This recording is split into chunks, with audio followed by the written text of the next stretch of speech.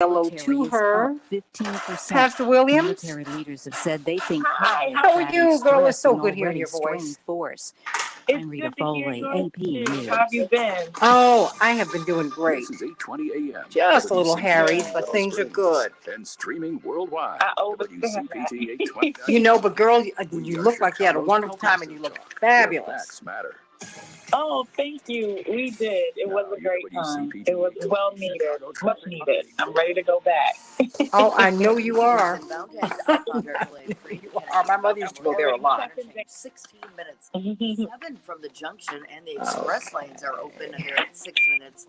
Kennedy outbound slows up in Cumberland. I'm sorry, just I'm getting the last of these Now the Stevenson pieces inbound together. has a full range to the inbound Dan Ryan, and that's all due to road construction.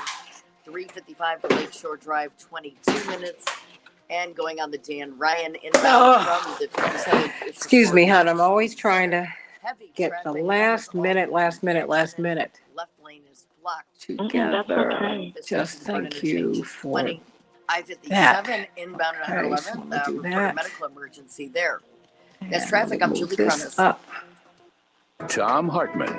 So what is it? If it's not poverty that causes crime, what is it? Well, it turns out it's inequality. And inequality causes crime because it literally makes us crazy. We are wired for fairness. If you don't believe this, walk into a Okay. preschool class Right. with a couple of So, dozen 3-year-olds, got a this. big pile of cookies, and give just one cookie to all the other kids. And watch what Okay, hey happens. Louie Chewy. Hey Andre, hey Carol. How are my people this morning? You know I love you so much, and I'm so glad that you're with us. We're going to be talking about the Democrats and what they need to do. How about that?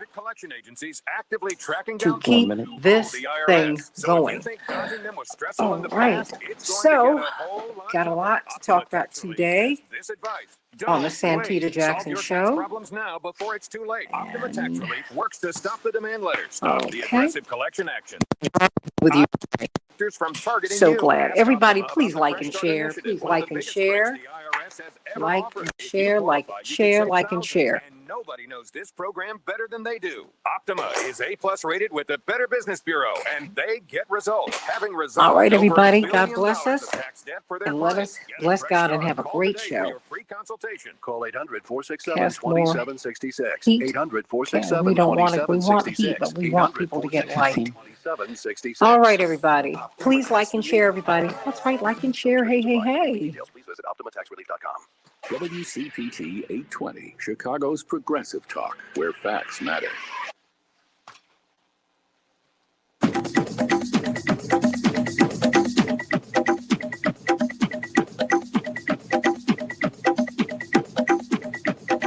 This is the Santita Jackson Show.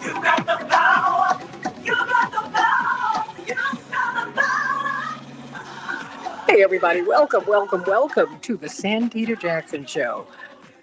It's Friday, everybody, October 1st. Can you believe it? It's Friday, October 1st. I am Santita Jackson. It's a joy to be with you, coming to you from the nation's largest progressive talk radio station, WCPT 820, based here in Chicago, but we reach out all over the country, and AM 950 Radio, my brothers and sisters to the north in Minneapolis, St. Paul. It's a joy to be with you today. I want to hear your thoughts about the Democrats.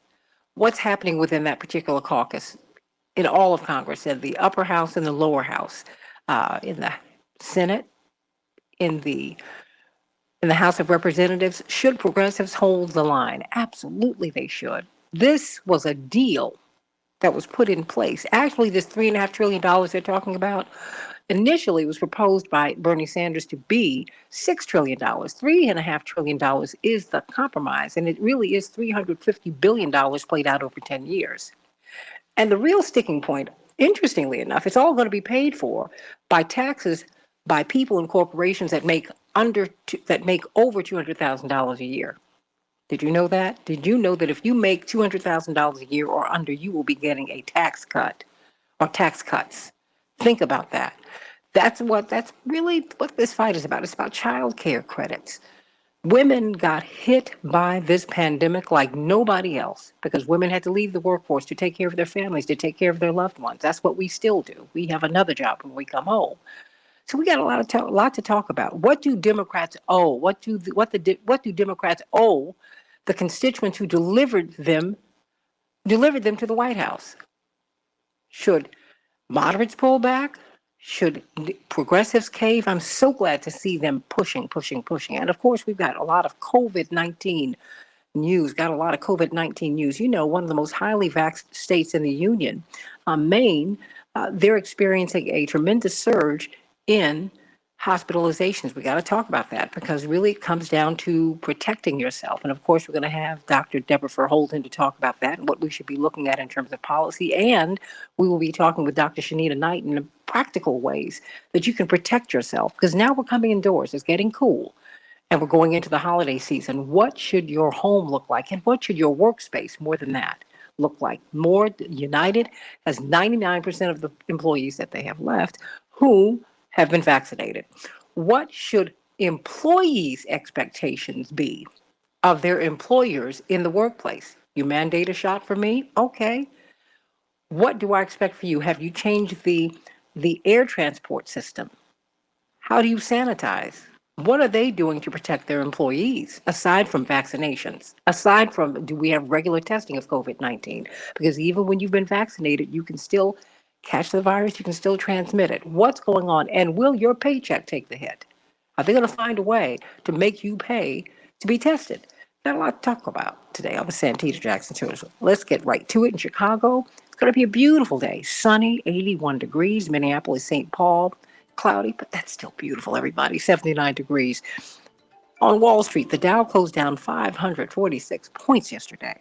The Nasdaq closed down 63 points. The S&P 500 closed down 51 points. And in baseball, we're moving into the playoff season. You know, the White Sox tickets have been on sale for the playoffs. I just love this time of year. NBA, baseball, all of it. I love it. And then we're coming into hockey, too. The Twins, well, they fell to the Tigers. Tigers 10, the Twins 7. And tonight, the White Sox, tomorrow, the White Sox will be playing the Tigers. It's going to be great. And the Cubs shut out the Pirates 9-0. And in football, the Bengals, well, they were triumphant over the Jaguars 24-21. The looming government shutdown has been averted, at least for now. Both the House and the Senate voted yesterday in favor of a continuing resolution, which will keep the government funded through December 3rd, and then we've got to go through this all again. President Biden signed it into law. Several states are seeing very high compliance rates with the vaccine mandates and increased vaccination rates as the deadlines for vaccine mandates approach. But there's also plenty of pushback. Some public school teachers in New York City asked the Supreme Court to block the New York City vaccine mandate for in-person staff that is set to go into effect this afternoon. Similar disputes over vaccine mandates are playing out elsewhere, like in Brazil, everybody. This is a global issue where so-called vaccine passports, according to the CNN report, have become highly divisive in Rio de Janeiro and all over the country in Europe. Some EU nations are lagging behind heavily, everybody, their vaccinated neighbors. Because of this, people are marching all over the world. It's going to be very interesting, and we should have that discussion here. The Biden administration can continue to expel migrant families with children under Title 42, the controversial Trump-era public health provision. That was a decision of a federal appeals court, which put on hold a lower court order that would block such expulsions. The Justice Department has defended the use of Title 42. What do you think about that? In the meantime, we've had a stunning about-face. It turns out that for-profit immigration detention programs, which were to have been eliminated, well, despite a rebuke from the ACLU and the National Immigration Justice Center and the Detention Watch Network and on and on and on, that is actually not going to happen. That's been expanded. For-profit detention centers, everybody. Yeah. You just can't believe it. Up until March, the Moshannon Valley Correctional Center was a federal prison operated in the GEO Group, but an executive order in January from President Joe Biden phased out the Department of Justice contracts with private prisons. But guess what? The order did not, however, cover other federal agencies that contract with private prisons, including ICE. Stunning about face. There is profit and locking people up, everybody. Utilities took $1.25 billion in pandemic aid, and then they shut off power to households nearly 1 million times, according to this report from the Center for Biological Diversity and Bailout. What do you think about that? The name of the report is Powerless in the Pandemic. After bailouts, electric utilities choose profits over people. Wow, everybody. In well vaccinated Maine, COVID 19 still fills hospitals with the unvaccinated and with the vaccinated too, everybody. The Delta variant is finding clusters of unvaccinated people, but we're seeing it everywhere, everybody. We're seeing it everywhere. Merck has now come up with something really good. Remember, they jumped out of the vaccine race last year. They said, the vaccines, we're not able to come up with something as effective as we would like. So now they're seeking emergency authorization for an oral COVID treatment after so-called compelling test results. And remember, they've also been looking to develop therapeutics. And so they say these experimental pills will cut the worst effects of COVID-19. So, we'll just see how all of this goes. So we have got Pastor Tisha Williams back with us. We're so glad that she's back here.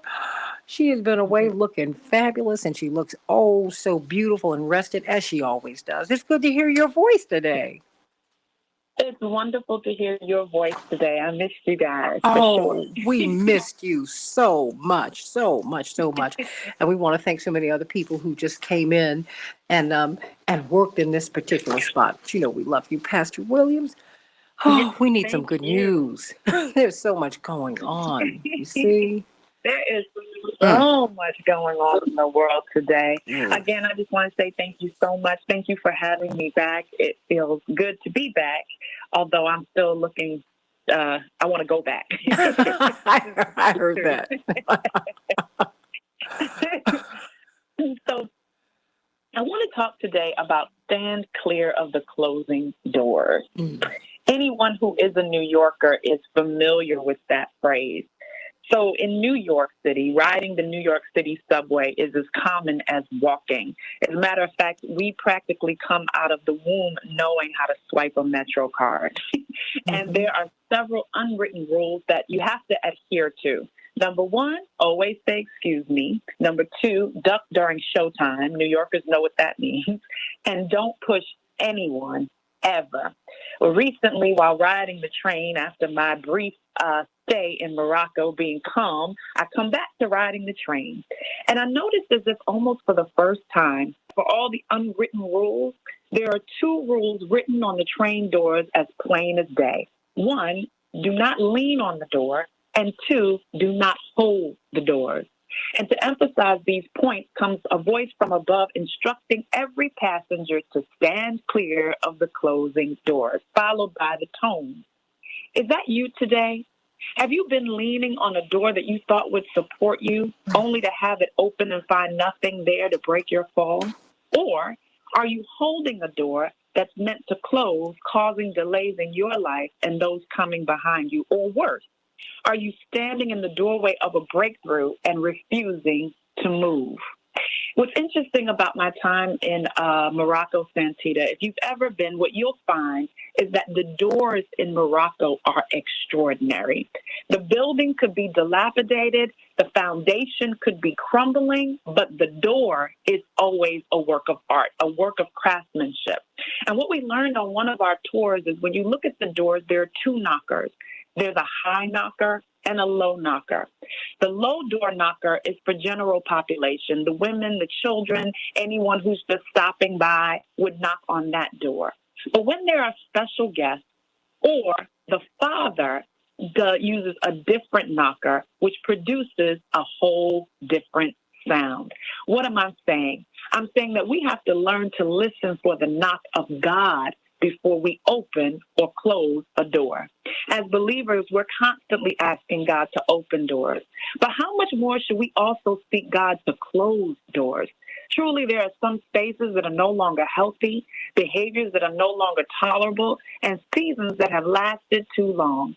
And I've observed that commuters have very specific reasons for not standing clear of the closing door. Perhaps the same reasons are preventing doors from closing in your life. Maybe you're stuck at the door. Maybe you're too busy looking for a seat and you want to get comfortable in a space that's just temporary. Or maybe you're just not sure when to get off. So today I want to encourage you that if any of these reasons apply to you, I hear a voice from above saying, it's time to stand clear and let God close the door. And that's the good news.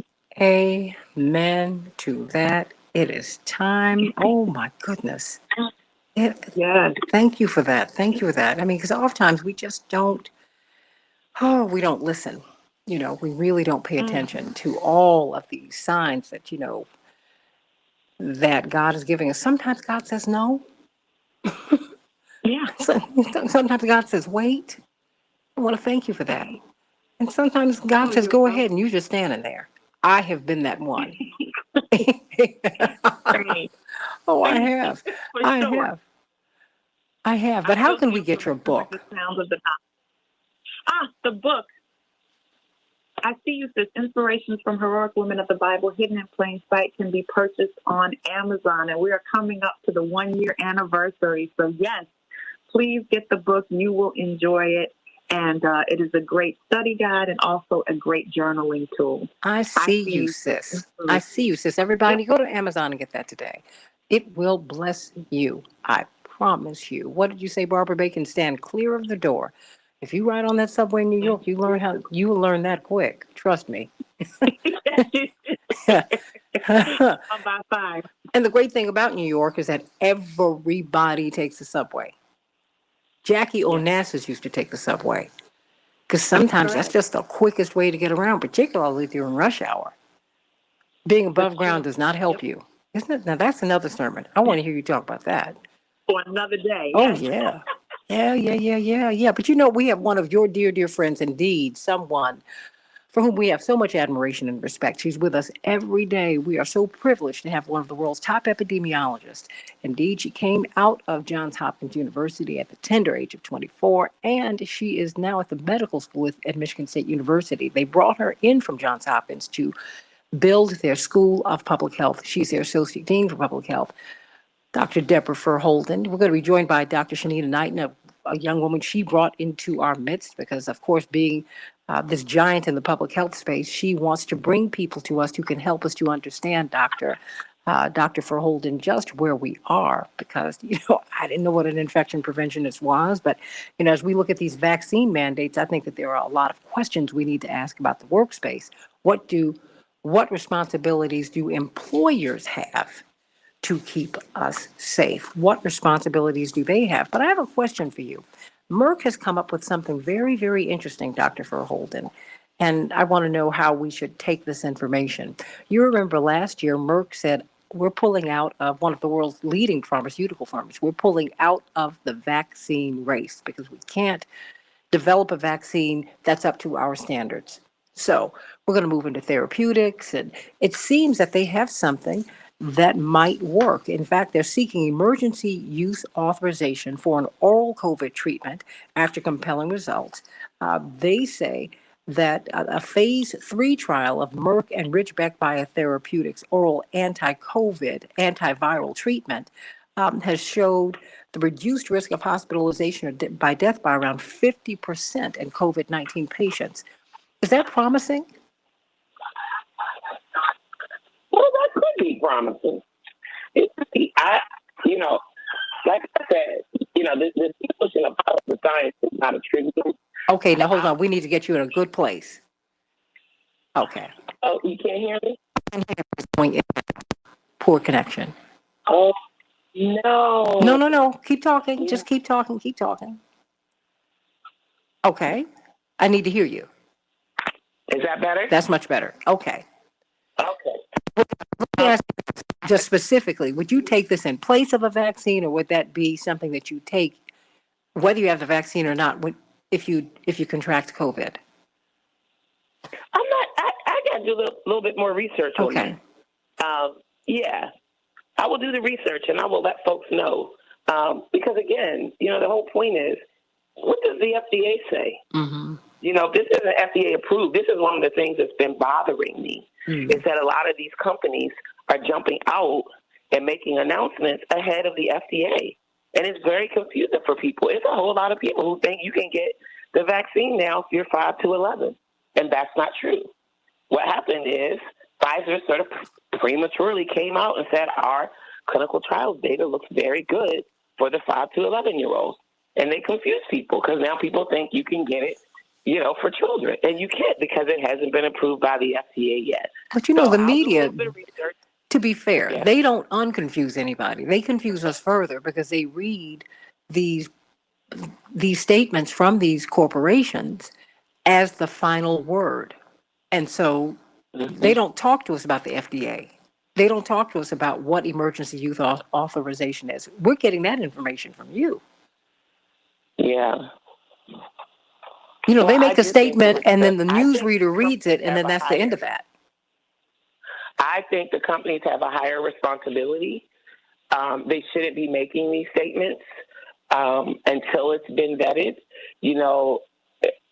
because like you said, once it hits the media, people do with it what they will. So I think the higher responsibility is on these companies, but there's something in it for them. They're making billions and billions of dollars. Billions and billions. And I remember earlier in the pandemic, somebody was trying to sort of make the case like, no, this isn't about the money. And, the companies make a lot more money on, medications that people have to take every day. And it turned out that's just not true. Yeah. That's not true. They are making money hand over fist. We really do move to this point of mandate where everybody is then going to have their hand forced to take it. They'll really be making money hand over fist. So I think they have to do a better job of, not making these kinds of announcements, not setting people up, not adding to the fray of misinformation and disinformation, and let the FDA lead these conversations.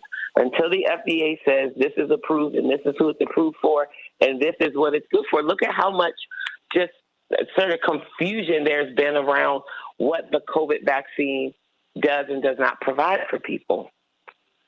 Yeah, so many people feel like they were hoodwinked because they thought that the vaccine was going to stop them from getting COVID. And now it's like, well, it will decrease the likelihood that you'll get COVID, but you could still possibly get COVID, but you won't get as sick.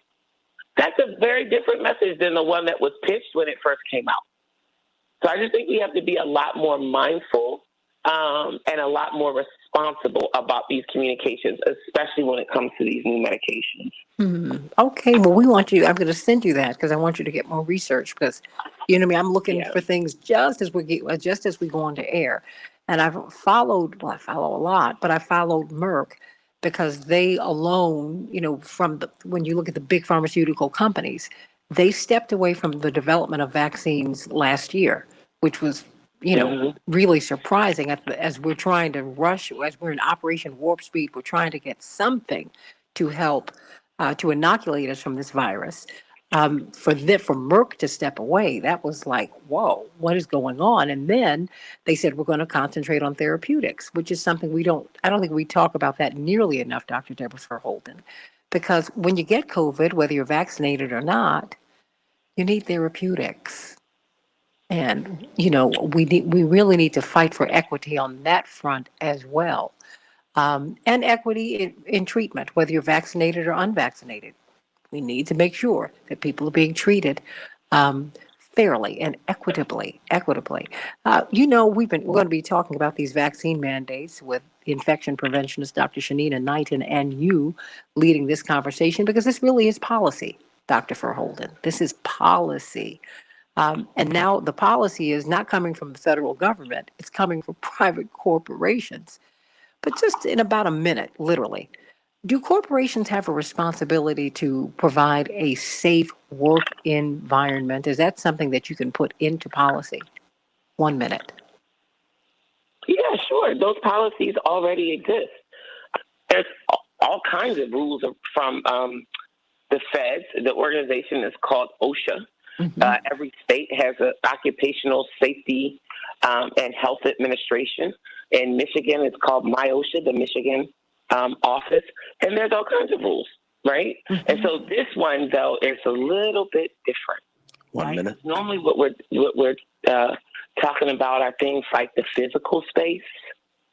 You know, employers are provided to have access for handicapped people. They have to have ramps. They have to have, just certain provisions in place. This one is a little bit different because this is something that is not what they have to provide. It's what the other people have to do, and the other people in the space would have to provide. So I'm going to tell you what's happening around the country. I got in Michigan, 10 we seconds. just got our budget approved. Mm-hmm. They put a stipulation in that if you get state money, you cannot mandate vaccination. When we come back on the other side of the break, we've got to talk about that. And what do your employees owe you? 10. Are they cleaning up the air transportation systems? I mean, think about that. Think about what you are due as you are being compelled to follow certain rules in order to keep your job. More of the Santita Jackson Show. Call us at 773-763-9278. Back in just a minute. Dr. Deb, is Pastor, are you still there? I am still here. Yes. Oh, I want you to be hello. You know, she's been in Morocco, Dr. Furholden, and she has been looking fabulous, wearing all of her white, in all of her splendor. Woo! I love it. Love it. Thank you. Thank you. It's the second home now. So. That is wonderful, wonderful. Wonderful, wonderful. I'm so glad that I'm glad that you're back, and we're glad to have you back. Thank you. I'm glad to be back. But for sure. Well, you're kind of glad. Yeah, let's keep it real. Keep it real. You had a good time over there. And some trips you're like, you know what? If it could just be extended another year. Just kidding. Just really. Oh, without doubt. Without doubt. I could have used another week for sure. Oh my gosh. Well, we're gonna if you want to stay with us, you're more than welcome to. We're gonna have this conversation. It's a very important conversation. Otherwise, you can listen because we know that you are busy, Pastor. Yeah. But we've got I'm gonna hop off. Sending you much love. Thank you. Love you guys. Have a great day. And thank you for that powerful message today. Oh, I appreciate you so much. Oh, love you and appreciate you. I see you, sis, everybody, on Amazon. Go get that book. You'll get much more of this inspiration from this powerful woman of God. I see you, sis. Go to Amazon and get it, everybody. Make it the bestseller that it already is. How about that? That's right.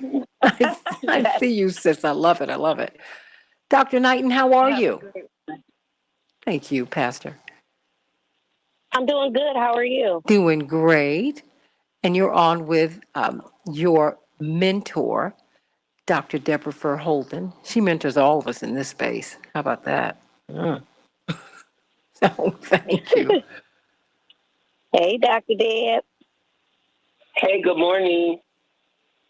Oh, my goodness. So now, Dr. Deb, we were going to pick up on the vaccine mandates in Michigan, and then we're going to spread this out to include Dr. Knighton. Yeah. Okay. And you all look at your clocks.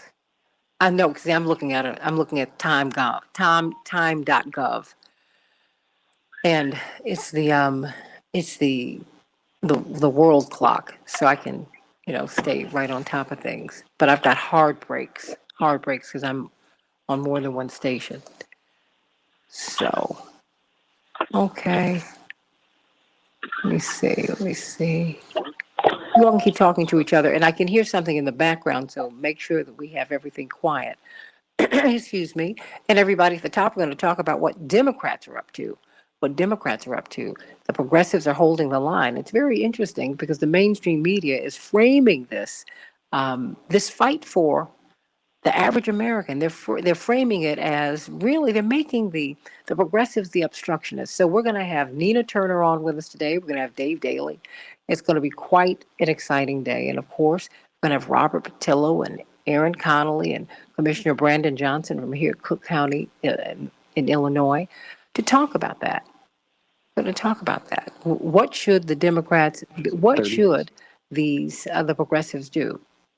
Because it's going to be paid for by by taxing the rich, if you will, and tax cuts to working people. If you make $200,000 or under, you will be paying, your tax burden will be reduced. Think about that. That's what Sinema and Manchin are fighting against. They're pushing back against tax cuts for you. 5-3. Or someone you know. How about that? So, I want to hear what you're thinking about.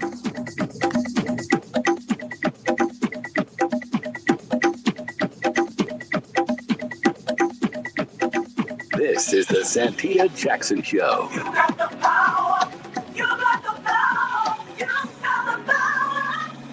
Hey, everybody, welcome to the Santita Jackson Show. It's Friday, October 1st. Can you believe it? Wow, we're like a month away from Thanksgiving and then Christmas. Oh, I love this time of year. Everybody, I'm Santita Jackson. I want to hear your voices today at 773-763-9278.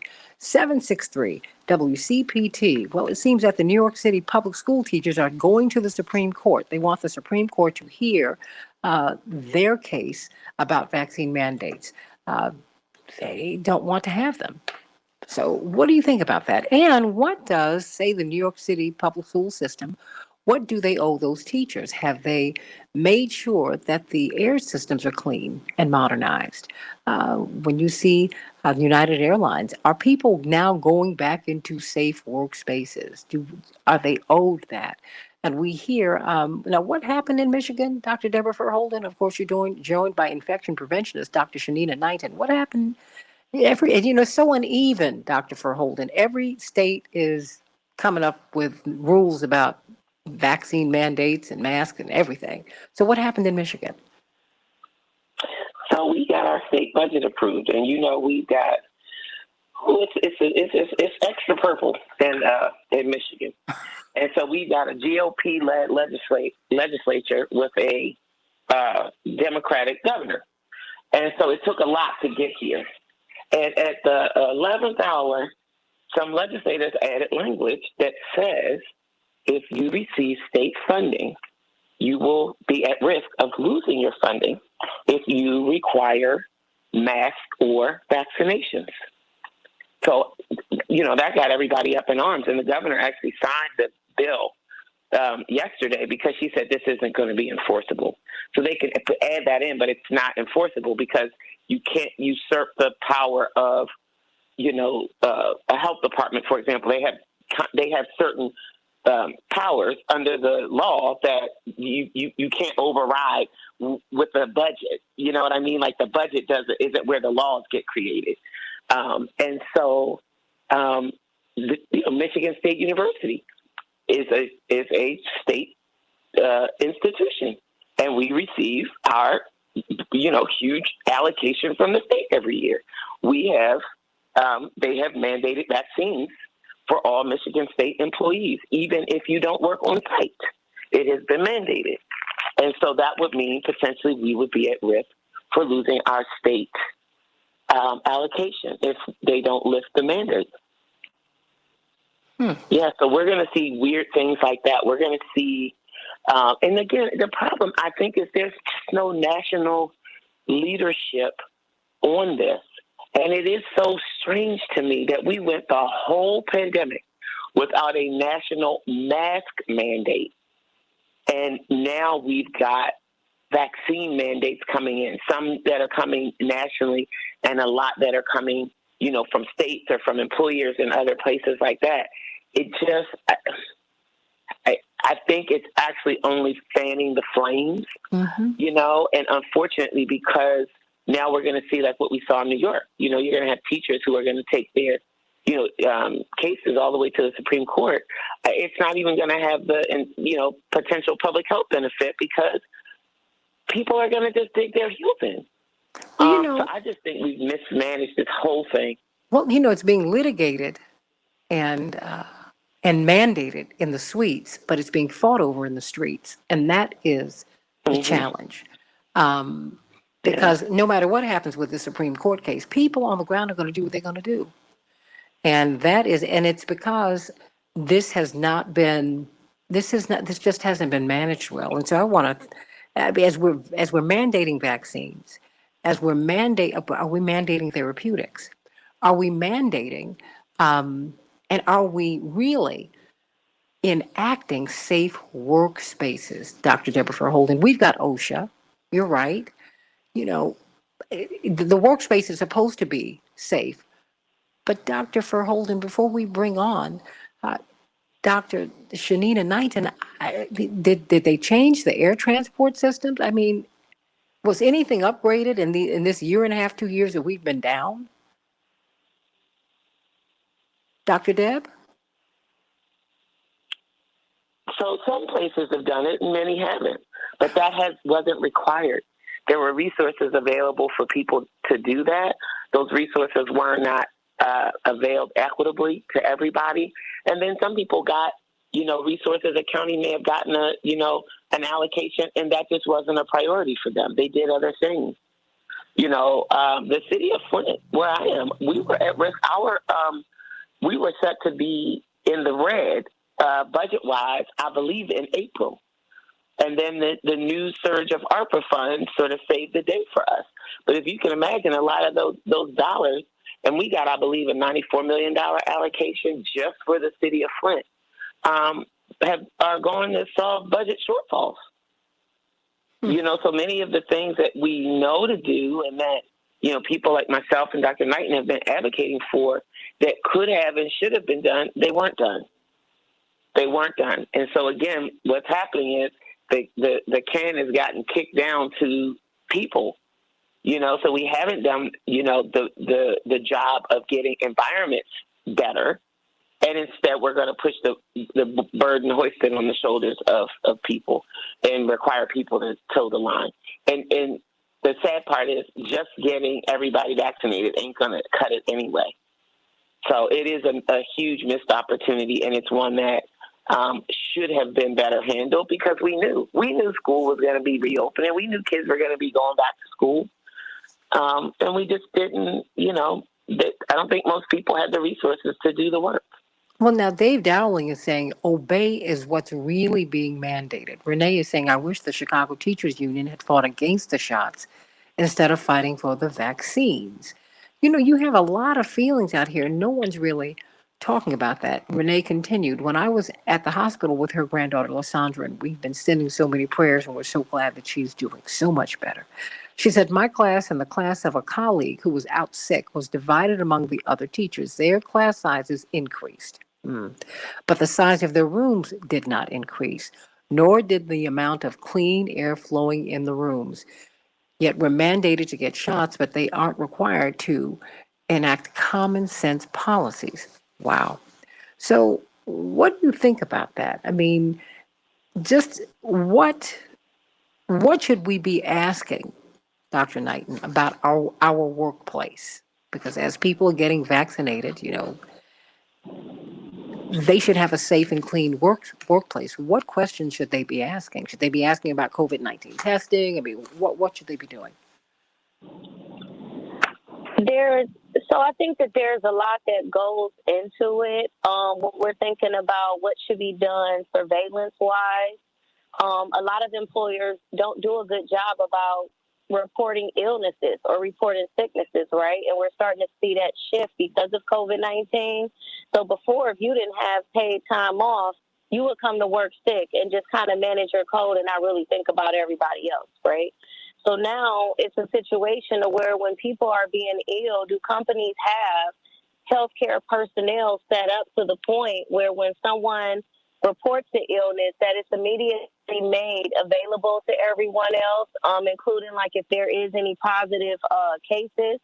The other piece of that I continue to bring up is how are people working? Meaning that if it's only a cubicle that's separating, but everybody's sharing the same office space, but there are no windows, there's no open ventilation, or it's in an old building, then we already know that is a potential situation for an outbreak. So what is being done to make sure that there is some air exchange?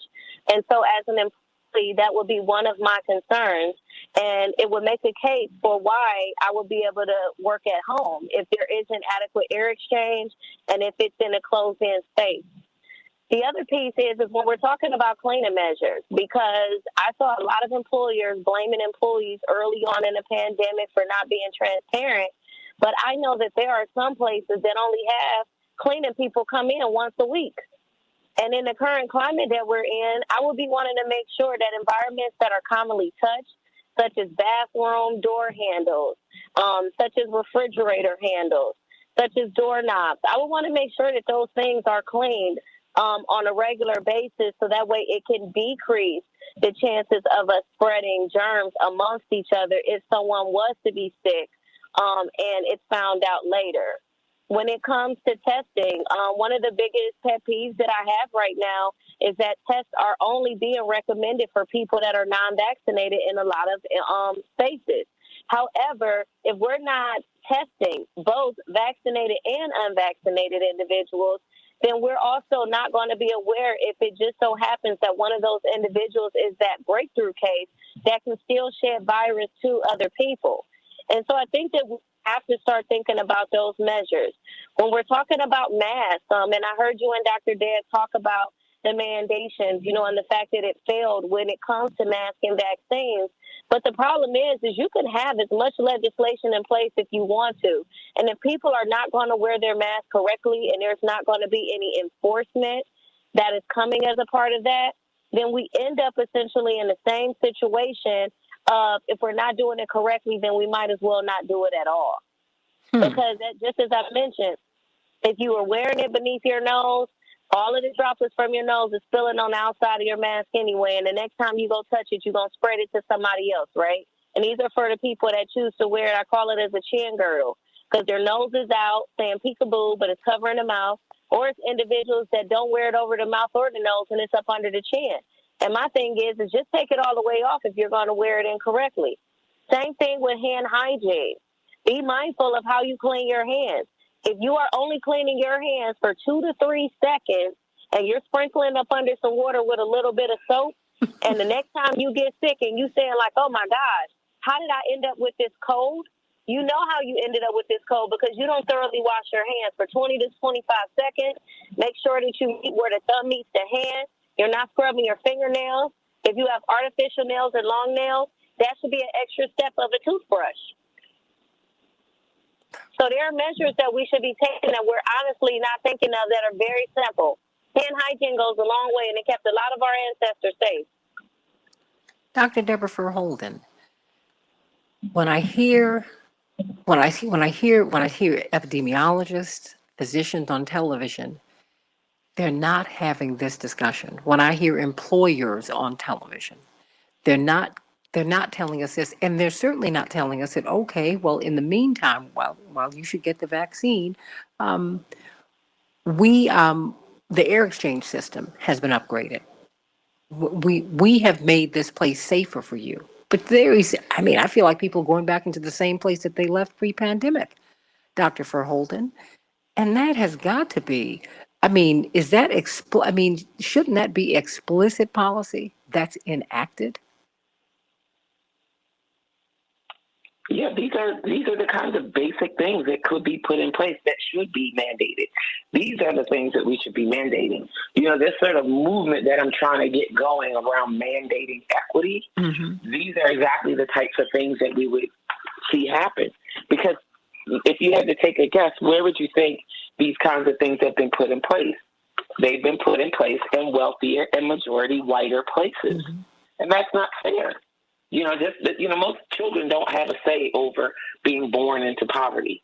You know what I mean? And so these types of the lack of these types of policies have meant that those who can do and those who can't afford to don't. But should being in a safe environment for a child or the environment that they have to learn in every day be a function of the their socioeconomic status? It shouldn't be, but it absolutely is. And so these are the kinds of things that I do think we need to have mandated, and it should come from higher levels, from the feds and from the states.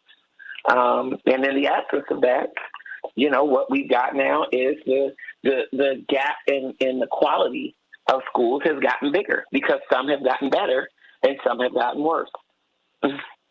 Well, wait a minute. Renee, call in today because you have a lot to say and you're having a lot of experiences because, as you know, Renee, one of our morning stars, who's also one of our veteran teachers here in Chicago. She has been in the hospital this week with her granddaughter, who, thank God, has recovered. But she said, in the hospital, I had to ask one employee to pull up her mask while she was in my granddaughter's room, giving her a treatment for her lungs, no less. Dr. Knighton, Dr. Verholden. It's common. I mean, I hate to say it, and y'all hear me all the time saying make sure that they're cleaning their hands, but also make sure that individuals that their healthcare workers are cleaning their hands. So it's a two-way street. And the same way, like, let's say that nurse or that doctor or that healthcare provider had their mask down while they were in that room, they've also been around other individuals, that can possibly spread germs. And so it's making sure that you're doing whatever you can. That's also something that people aren't talking about as well, and that's aerosol treatments, right? So if you at home and let's say you had COVID-19 and you recovering and you are taking an albuterol or nebulizer treatment, I ain't gonna say albuterol, but I'm saying nebulizer treatment. You taking a nebulizer treatment, in the midst of you taking that nebulizer treatment, you are spreading little aerosol droplets right in the air. And I'm bringing that up because, like, for individuals that are recovering and they're having to dwell in a home with other people, that is not something safe that you would want to do around your loved ones just because you feel like you're getting treatment or you've recovered. Because it is still possible that you are shedding viral droplets in the air and can still potentially contaminate them. And when we're looking inside of healthcare settings and we're looking at, like, let's say, patients that share the same room, that is a common form of transmission because no one is talking about hospital-acquired COVID. Nobody's talking about the fact that, you can go in and you can get a hip replacement and end up with COVID. You can go in because you got a diabetes problem and end up with COVID. So no one is talking about this, even though this is something that is absolutely 100% happening right now. So I encourage people, if your first mechanism is make sure if you're going inside of a hospital or you have loved ones, I don't care like how many times, like the doctor, the nurse tell you to do other things, it is your responsibility to keep up with your hand hygiene practices because unfortunately, we don't have legislation to support that. But early on in the pandemic, we saw shedding on the doorknob. We saw shedding on the bed rails. We saw shedding on the call light. My colleagues just did a study 2 weeks ago to show how much contamination of COVID-19 is on the hands and bodies and the skin of patients that test positive for COVID-19. It was last August that we knew that it survived 8 hours on the skin. And so in these particular instances, you want to make sure that you are keeping up your hand hygiene. It is absolutely essential.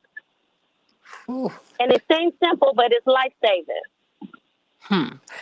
Dr. Verholden, Regina Hill said she's interested in knowing if the infrastructure bill, particularly the $3.5 trillion bill, which really is a social safety net, the expansion of it, will address the statistics and the stories of those who have taken the shots and later have developed COVID-19.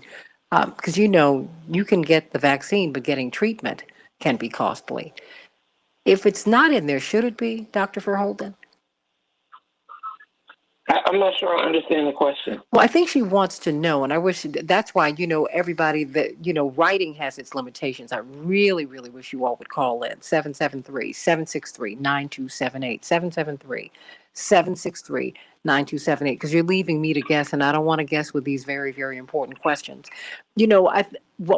As best I can reckon, as they say, she wants to know if the infrastructure bill, the $3.5 trillion bill, which is a social safety net bill, it provides for child care, even dental coverage for the elders, and on and on and on and on.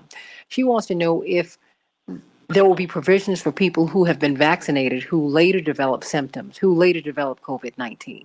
Because we know the vaccine is free, but the treatment for COVID-19 and everything else, now that'll cost you some money. If it's not in there, should it be? Specifically for COVID-19. I'll have to check that out. Okay. I don't know. I'll have to check that out. Okay, everybody. See, that's why I need you all. I need you all to call in because, and see, Dr. Verholden, see, that's the thing.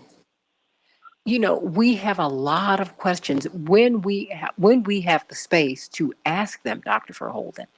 I think, we have also eager to come out of this pandemic that we've been whipped into a frenzy about masks and mandates. And we're not talking about therapeutics. We're not talking about creating safe spaces in our homes and in public places so that we can prevent spread of this infection. You pointed out last year, Dr. Verholden, that without the vaccines, we started bringing down the rates.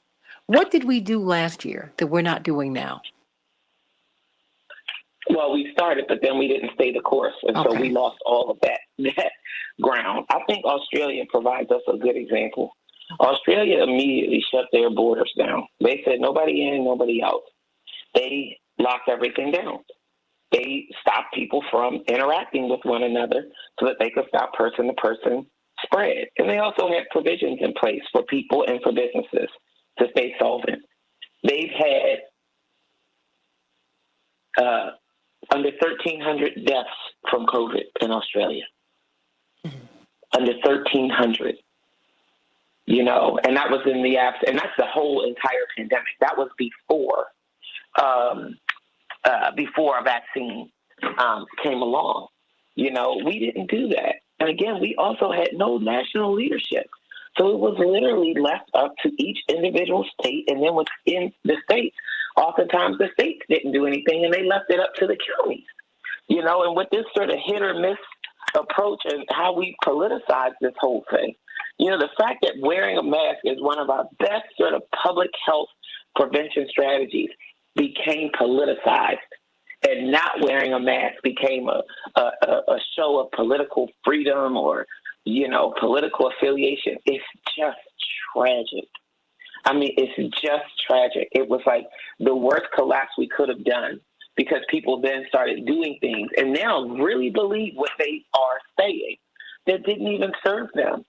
I don't understand how even in Florida they can reckon with and how people can resolve for themselves all of the deaths that they've had. They're leading in the world in COVID cases and deaths. Mm-hmm. And they still stand behind the people who, won't put basic provisions in place to protect them. So I think we have not given enough, sort of power to policies and prevention. We just haven't. We put it all on the shoulders of people. Y'all have to do this. Y'all need to all get vaccinated. You have to do this. And we just haven't put the right policies or provisions in place, and they haven't been at the right level. Well, yesterday, this is an interesting thing. The president's COVID task force met. It was a 4-hour meeting. It was a public meeting. I was only able to sit in on about maybe 30 minutes of it. And I kind of was a bit distracted, but it is on the HHS website. It's hhs.gov, I think, /live. And you can see whenever they do these live broadcasts, but the broadcasts are memorialized there. So I am going to sort of try to eke out some time over the weekend or something and watch it. They have evidently now finalized their list of recommendations for equity during the pandemic. And I can't wait to see what they've come up with. I will absolutely get that information and bring it back to this group. So I'll be curious to see, do they have provisions in the budget for people who've contracted COVID? Because the only provision that I really know of right now, most places didn't even do Medicaid expansion. So what happens to people who get COVID and are uninsured or underinsured? A hospital stay can wipe a whole family out. Just one person. People don't have enough in savings to cover your typical hospital stay. And people that go in the hospital with COVID are not in the hospital for a day or two. and that's why I think Regina was speaking to, because you have the vaccine mandates. Of course, your tax dollars paid for the development of these vaccines, while these private corporations are that's how they're making their money. So she wants to know, okay, I paid for it. Now, are you all going to help me with this? Because people were getting bills that were 5- and 6-figure bills trying to recover from COVID. And we haven't even talked about the long haulers who need continued aftercare. So we have to think about that. Everybody, we're going to continue to have this conversation going forward.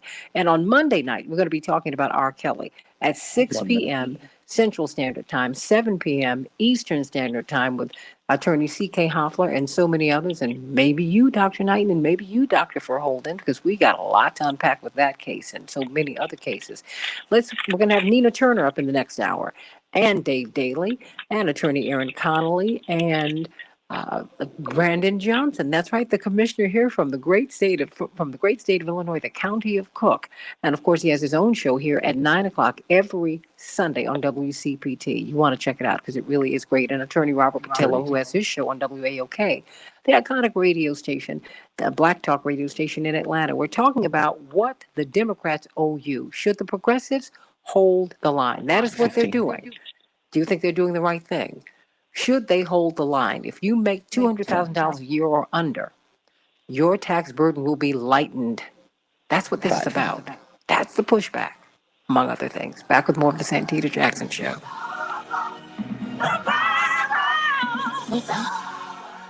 Can you bring up, I only have literally, you guys, I have a minute because I need these two lines. But Regina called in from San Francisco. Regina, Paul, could you bring her up very well, please, hon? Because I need to let. She's up now. Okay, I need to let your lines go because I have a reduced number of lines. Regina, what's on your mind? Hey, thank you, Santita, for taking my call. Of course. I was real good. I'm real interested in the stats coming out. We're not taking data for our communities and what's happening in our communities after we take these shots. So I'm hoping that the infrastructure bill will address some of that and helping our communities keep track. What do you want to know? What's going on in the community? What do you want to know? We need to keep the data. We like to keep the data. Okay, what do you want to know from this data? Well, let's address what's happening to the people after they take the shot. Are they getting COVID? Are they having those symptoms? Our long haulers, what should we look for? How do we resolve the issue? Being mandated to take this shot that is actually, causing issues for our livelihood. Like you can't have a job unless you take it. So with that stated, and it's an experimental drug, we should be keeping step of what's falling out from the onset of these experiments. Okay. That's what science does, or it's supposed to look into how we keep the data, and we're not exposing that data. Okay, so you want more information. The government to give it to us. Okay. So, and Regina, I agree with what you're saying because we've had, we still, even right now with other medications, have an underreporting of signs and symptoms that are associated with drugs. Because we don't have a good reporting mechanism, because the individuals that may have reactions may not necessarily have a primary or someone that they can report it to, or there may be a health literacy issue where they don't even know what to report it or how to even go about it. And so that is a valid concern when we are talking about equity. And so I appreciate you for absolutely bringing that up. Well, this is in furtherance of this point. Gloria Miller said in November of 2007, Merck announced that it would pay $4.85 billion to resolve claims that its anti-inflammatory medication Vioxx caused heart attacks, including sudden cardiac death and strokes. And it was doctor approved, and at the time of its recall, Vioxx had been taken by 4 million Americans. And it's an arthritis drug that caused 140,000 heart attacks. I remember that, in 60,000 deaths.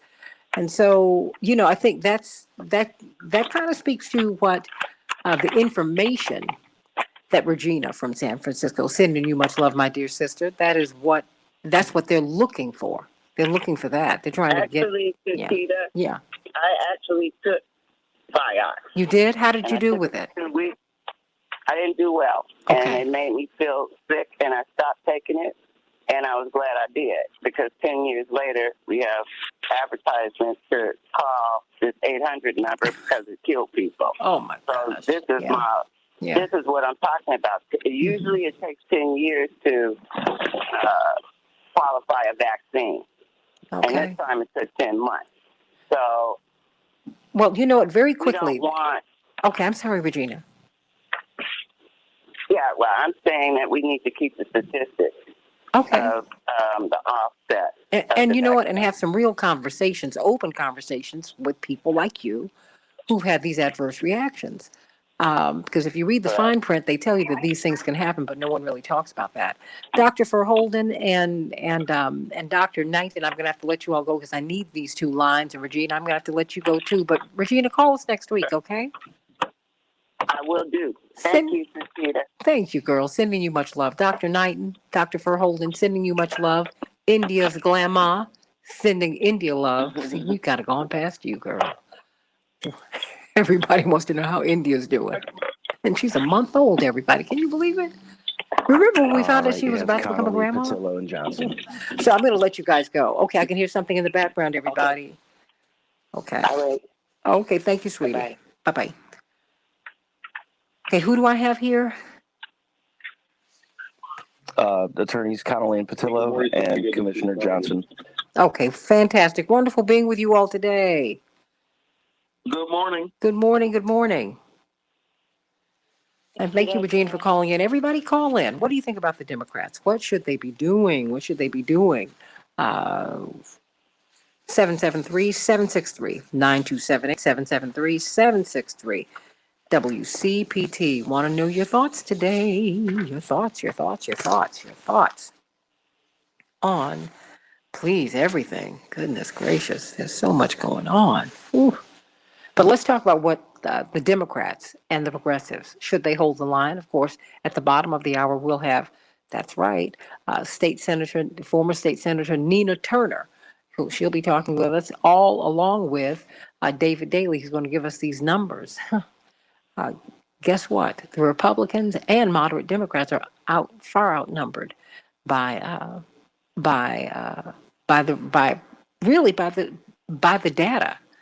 These policies that President Biden that are on his agenda are they're very popular with the American people across the board. What's the problem? What's the deal with Sinema and Manchin, the senators from Arizona and West Virginia?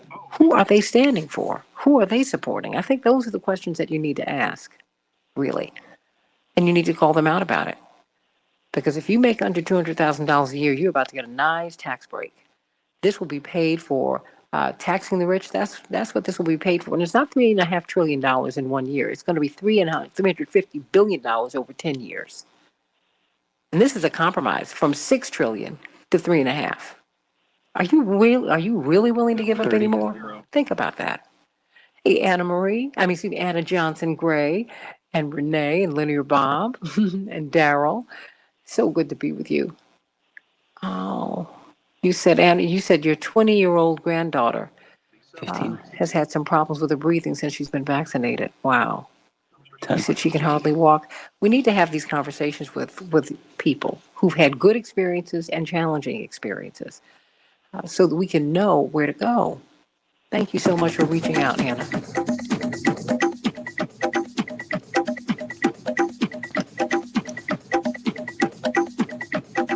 This is the Santita Jackson Show.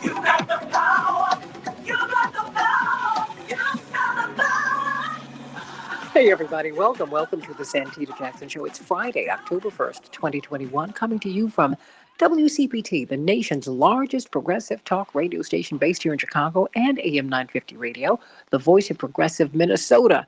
My brothers and sisters to the north, of course, listening to the great Gary Hines and the Sounds of Blackness, talking about the power of hope. I'm Santita Jackson. I want to talk to you about what the Democrats are pushing. What are they pushing to do? Is this really about the moderates versus the progressives? It's a little deeper than that. So we're going to talk about that. Should the progressives hold on? This is a deal that was cut months ago.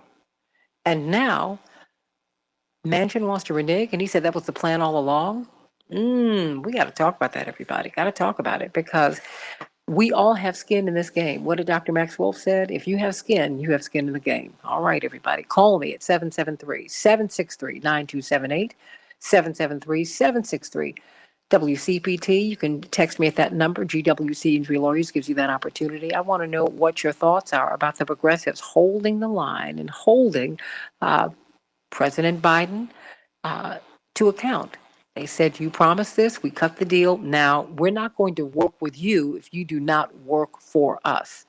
773-763-9278. Let's get a couple of these headlines out of the way so that we can get right to this wonderful panel. And of course, Nina Turner will be with us at the bottom of the hour along with Dave Daly. 81 degrees will be our high in Chicago. It will be sunny. Minneapolis, St. Paul, it'll be cloudy, but 79 degrees.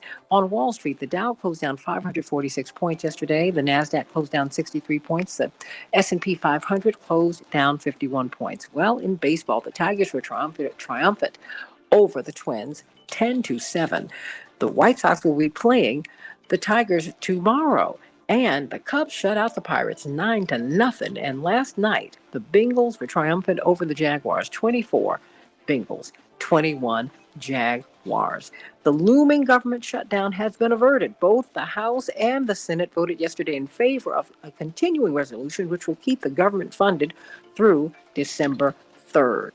Several states are now seeing very high compliance rates with the COVID-19 vaccines and increased vaccination rates. And so as these mandates approach, what is going to happen next? There's plenty of pushback. Some public school teachers in New York City or New York State asked the Supreme Court, the U.S. Supreme Court, to block the New York City vaccine mandate for in-person staff that is set to go into effect this afternoon. Similar disputes over vaccine mandates are playing out elsewhere, all over the country, and in Brazil and in other places all around the world.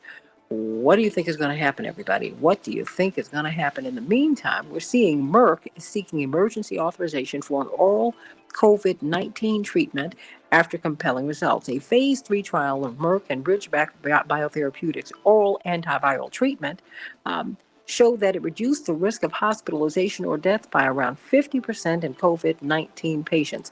Merck plans to seek emergency use authorization in the United States and submit marketing applications to other global drug regulators. What do you think about that news, everybody? The Biden administration can continue to expel migrant families with children under the Title 42 provision. It's a controversial provision from the Trump era. And so it's a public health provision, and that was the decision of a federal appeals court, which put on hold a lower court order that would block such expulsions. The Justice Department has defended the use of Title 42, saying border facilities are not equipped to handle major influxes of migrants amid a pandemic. It's interesting because they sure are taking care of the Afghans, everybody. That's right, they're being treated prophylactically. Think about that, everybody. So let's get to what's happening with our politics right here in the United States. What about the Democrats? If you listen to the mainstream media, you would be under the impression that the people who are holding back the progress are the progressives. No, there was a deal cut. In fact, Bernie Sanders said, okay, we need $6 trillion for infrastructure. So the compromise was $3.5 trillion. And so the progressives have said, okay, we held our end of the bargain. So now, Joe Biden, you've got to uphold your end of the bargain. We need child care tax credits.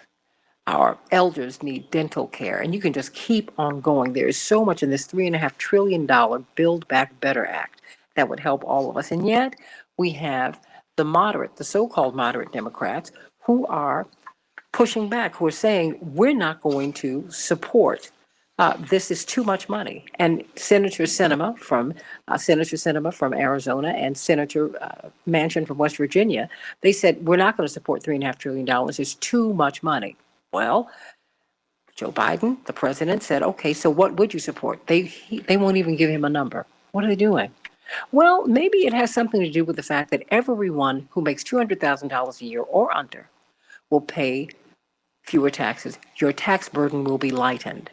This $3.5 trillion Build Back Better Act, which will take place not in 1 year, but over 10 years, $350 billion per year for 10 years.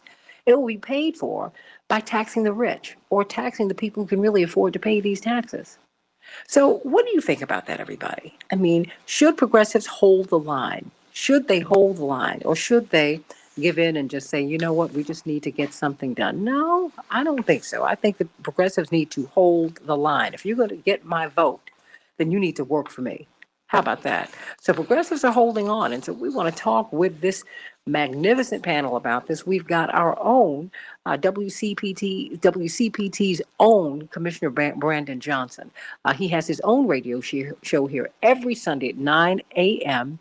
on WCPT. Cook County Commissioner Brandon Johnson, it's always a joy to be with you. And he pitch hits for me, and I just love him so much for that and sending him much love.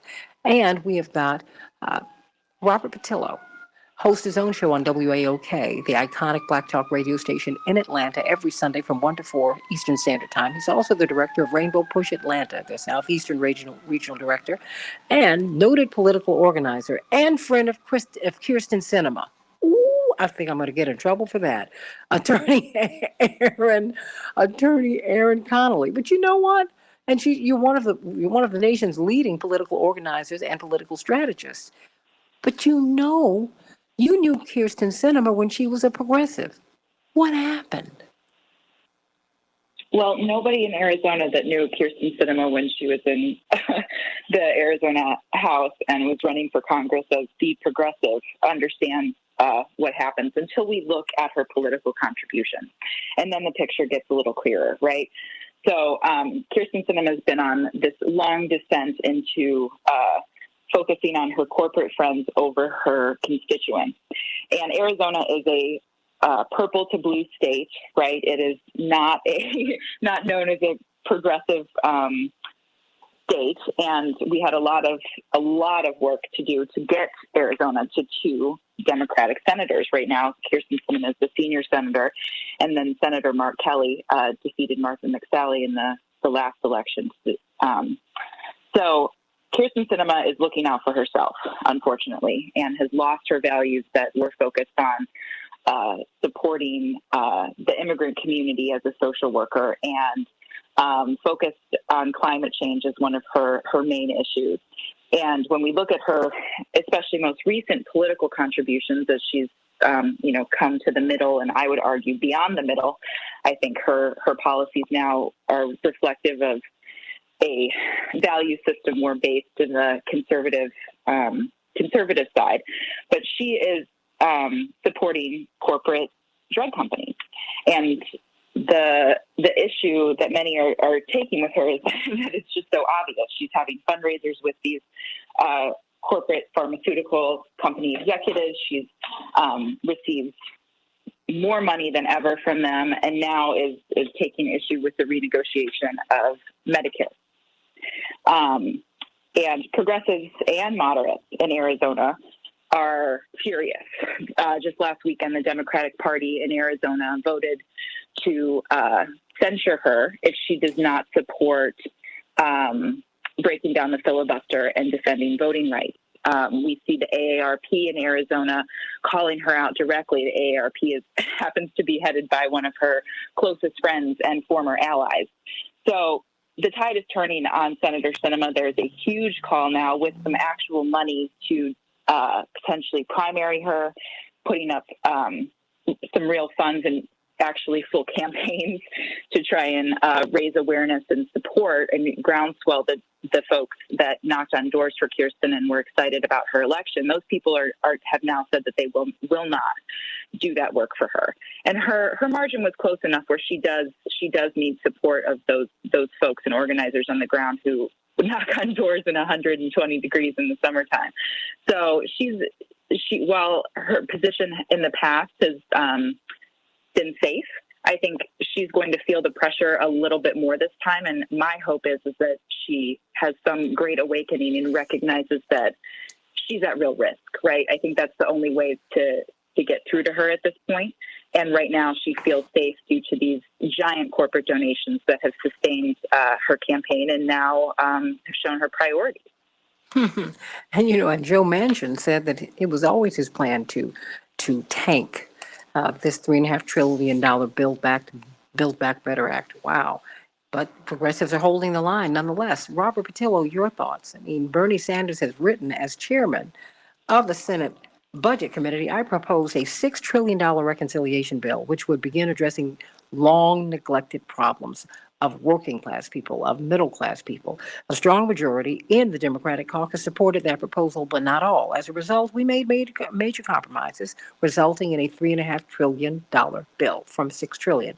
This entire package would not add to the deficit and be paid for by demanding that the very wealthiest people in our country and large profitable corporations start paying their fair share of taxes. If you make $200,000 or under, you will be paying fewer taxes. If you make more, particularly 400,000 or more, you will be paying more, whether it's personal or corporate. Should the progressives hold the line, and should they be blamed if the Biden package doesn't get through? Robert Patillo? Well, it's interesting, the competing headlines, because we have the one headline talking about how we're going to pay for the Build Back Better plan. And then the other headline that I'm reading is Elon Musk passes Jeff Bezos with $207 billion in the bank as the richest person on Earth right now. And Jeff Bezos is sending Elon Musk a petty gift with a golden number 2 to signify him being number 2 now on the wealth list of about $190 billion in the bank. So, they're having a fun time over there. But that should tell us all that we need to know about income disparity in this country, and the fact that at the very, very top, you have the billionaire class who are competing about who will have $200 billion versus $190 billion, and whose private spaceship will go the highest into space. And the rest of us are trying to get roads and bridges and childcare, food insecurity, those sorts of things. I'm actually very proud of the progressives this time, because any other time they would have simply got rolled. And that's what Biden was counting on. That's what Manchin was counting on, that you get the progressives to sign off on the $1.2 trillion hard infrastructure plan. Everybody lines up at the trough and gets their free money for their state, gets their free money for their lobbyists, and the construction, the building, and all the other industries in their state.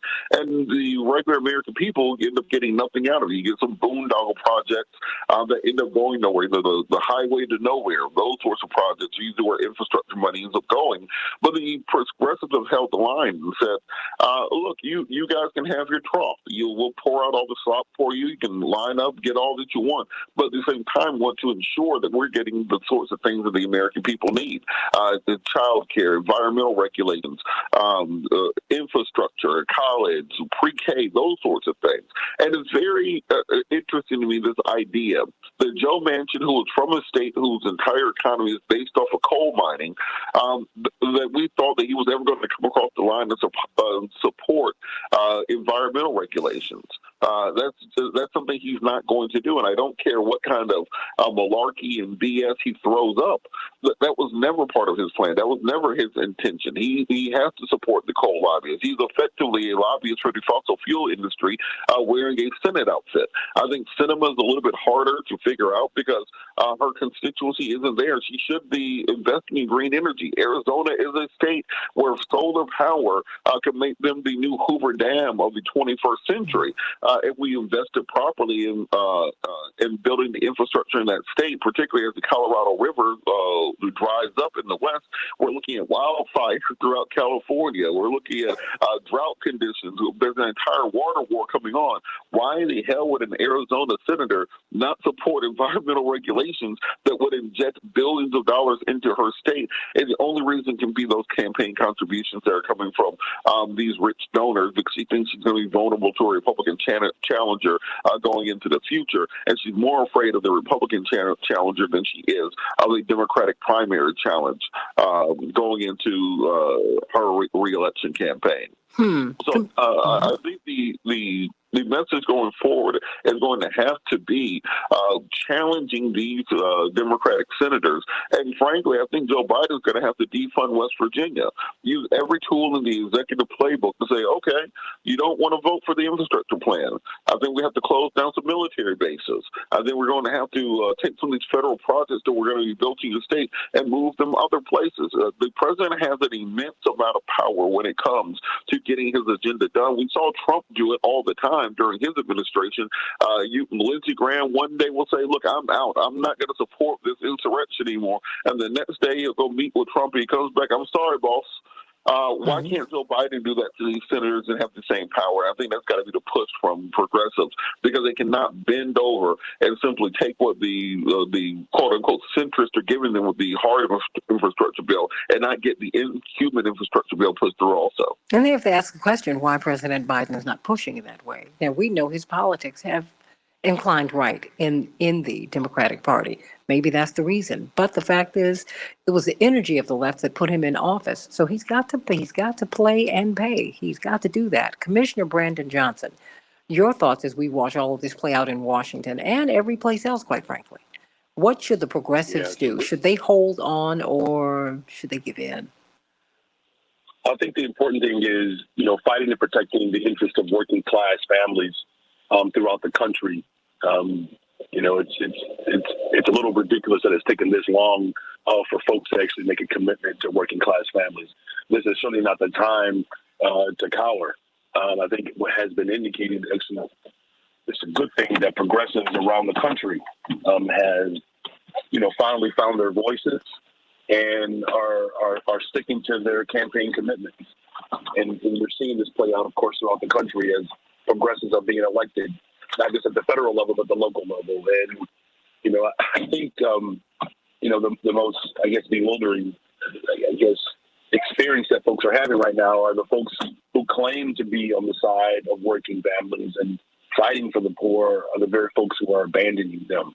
And so, of course, the progressives, have to keep in mind, what this moment is about. And we are in a very extreme crisis, of which the climate crisis, the economic crisis, Santita at the county level here in Cook County here, Chicago, state of Illinois, we're debating right now an $8 to $9 billion budget.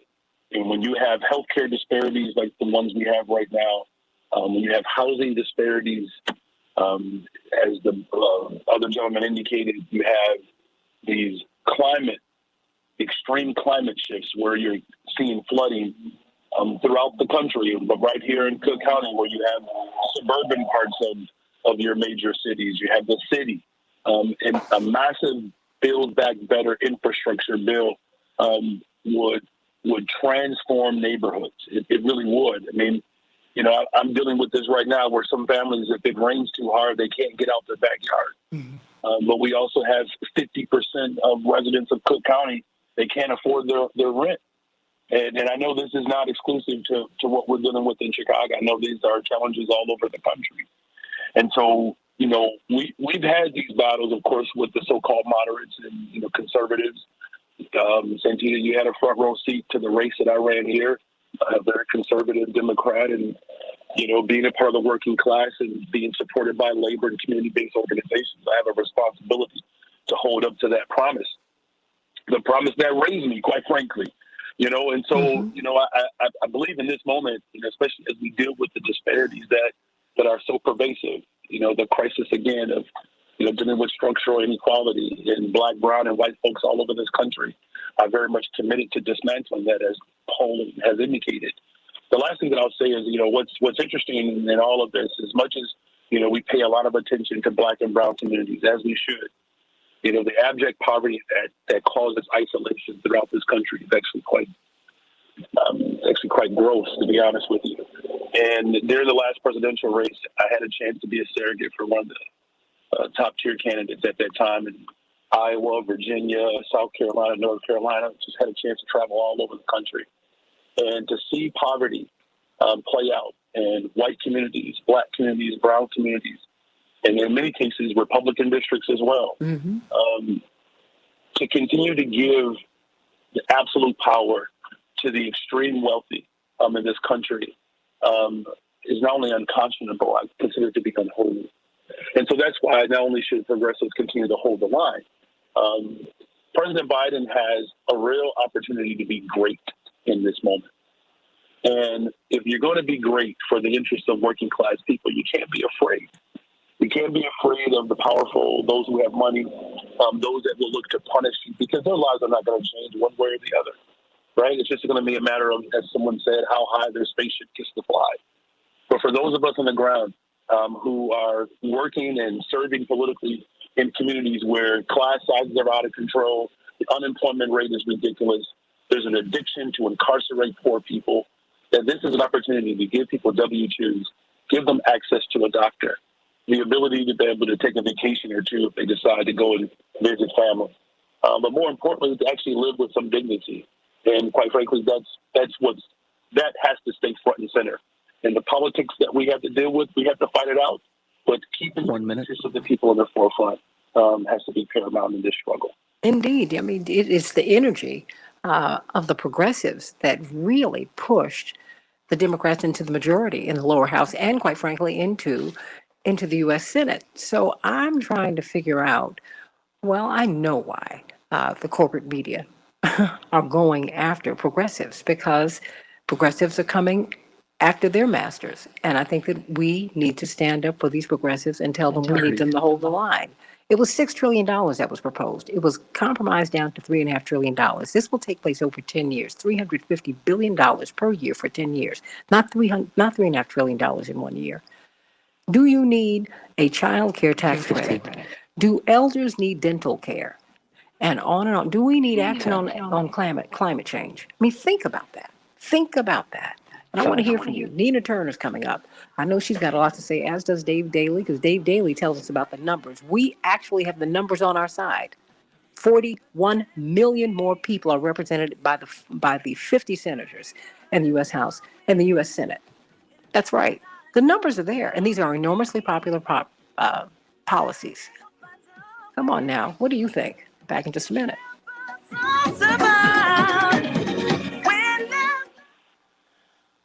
All right, folks. Whew.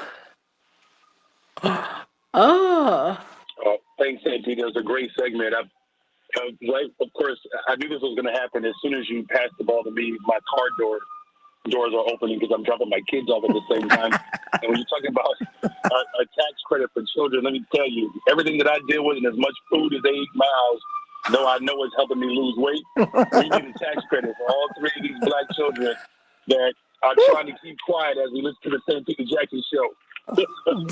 Bless your heart. Look, Attorney Connolly's got a boy who is going to be, boys. I mean, do they have stomachs or do they have black holes? You can never feed them enough. I am packing his lunch right now, and it is a black hole. Let me tell you, I agree. And that child tax credit is supporting working families, supporting all families, and lifting people out of poverty. And I think the politics of that are going to be devastating if the Democrats can't continue what they promised, right? And these aren't just progressives that support these policies. These are moderates. These are even Republicans that see this money in their bank account. And there will be a political reckoning for folks that don't support this. And I don't want people to go back into poverty to have them do the right thing, right? Like, we have kids to feed. Well, you know what? Well, I think to that point, at one point we were spending about $1,500 a month just on childcare, which is actually more than our mortgage, my wife and I. And so you're absolutely right. The ability for families to be able to maneuver and do the things that actually help create stability economically are directly linked to childcare. And a tax credit would open up so many avenues for families to be able to not only just keep up with rent, but, buying groceries. Grocery bills, I know I was teasing about it, but they are astronomical, right? Just to get milk, and even if you're trying to be healthy and drinking, almond milk, that stuff is still $5. And the opportunity that we have in this moment to actually make good on promise is so critical. I think you were mentioning about the other gentleman here who's an organizer. Before I got elected, one of the challenges that we do have as organizers is keeping people engaged. And when people cast their vote around a hope and a promise, and the dividends are not received, it makes it difficult to keep people engaged because they feel like, what's the point? And I think that's also part of the strategy, and this is why I believe progressives have to continue to hold the line so that folks can keep their confidence in the government's ability to actually take care of people. Well, and I think we're moving from an ask to a demand. When you think of January 6th, that's what you saw. You have Senator Turner and Mr. Daly. Thank you. This is people, Americans of all backgrounds, but white Americans in particular are beginning to feel, white people have black problems now, and they're not accustomed to that. And I'm not teasing. I'm just saying it's just 1 minute. it's the way it is. And people are pushing now because people are hurting. People are hurting, and people are playing, and these folks are playing games because they're being paid off by the wealthy. But that is why you have to get involved. The wealthy are lobbying for themselves. You need to lobby for yourself, and you need to support organizations that lobby for you. Yeah, yeah, yeah. It's a numbers game. That's right. And I promise you, when you hit these, when you get out of the suites and hit the streets, you're going to see a lot of movement. I promise you, if Joe Manchin had to walk past sit-ins in his office, his votes would change. But he's got people in his ear. You need to get in his ear. And Kirsten Sinema's ear too. 10. That's right. Your friend Aaron Connolly. Shame on you, Aaron. What did you do? You fell down on the job. Don't blame us on me. we would often get in fights with her as I did a fellowship training. Oh, hold on.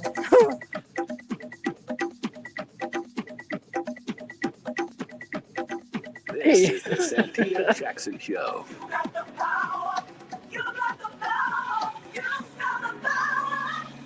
Hey, everybody. Welcome back to the Santita Jackson Show. It's Friday, October 1st. Can you believe it? 2021. I'm Santita Jackson. I want you to meet my morning stars on the Santita Jackson and Friends page. That's right. Meet Dave and Dee Ray and Vicky and Robert Williams and Carol and Linear, Bob and John, and so many of you. I love you, love you, love you. Anthony Travis, so many of you, Renee Criswell, are talking about the Democrats in Aurora, what they need to do. Thank you so much, my parents are getting stronger and better every day. Thank you, Aurora, and thank you all for your thoughts and prayers and all of your love. We are talking about the progressives. Are they going to hold the line on this Build Back Better Act that will support you? I want to know what you want the progressives to do? Or do you think they need to cave in? Now, look, Bernie Sanders already proposed $6 trillion over 10 years. The compromise bumped $6 trillion down to $3.5 trillion. The deal was cut. The progressives said, okay, and the moderates said, okay, we're going to do this for each other. And now the moderates are pulling back. That's the real deal.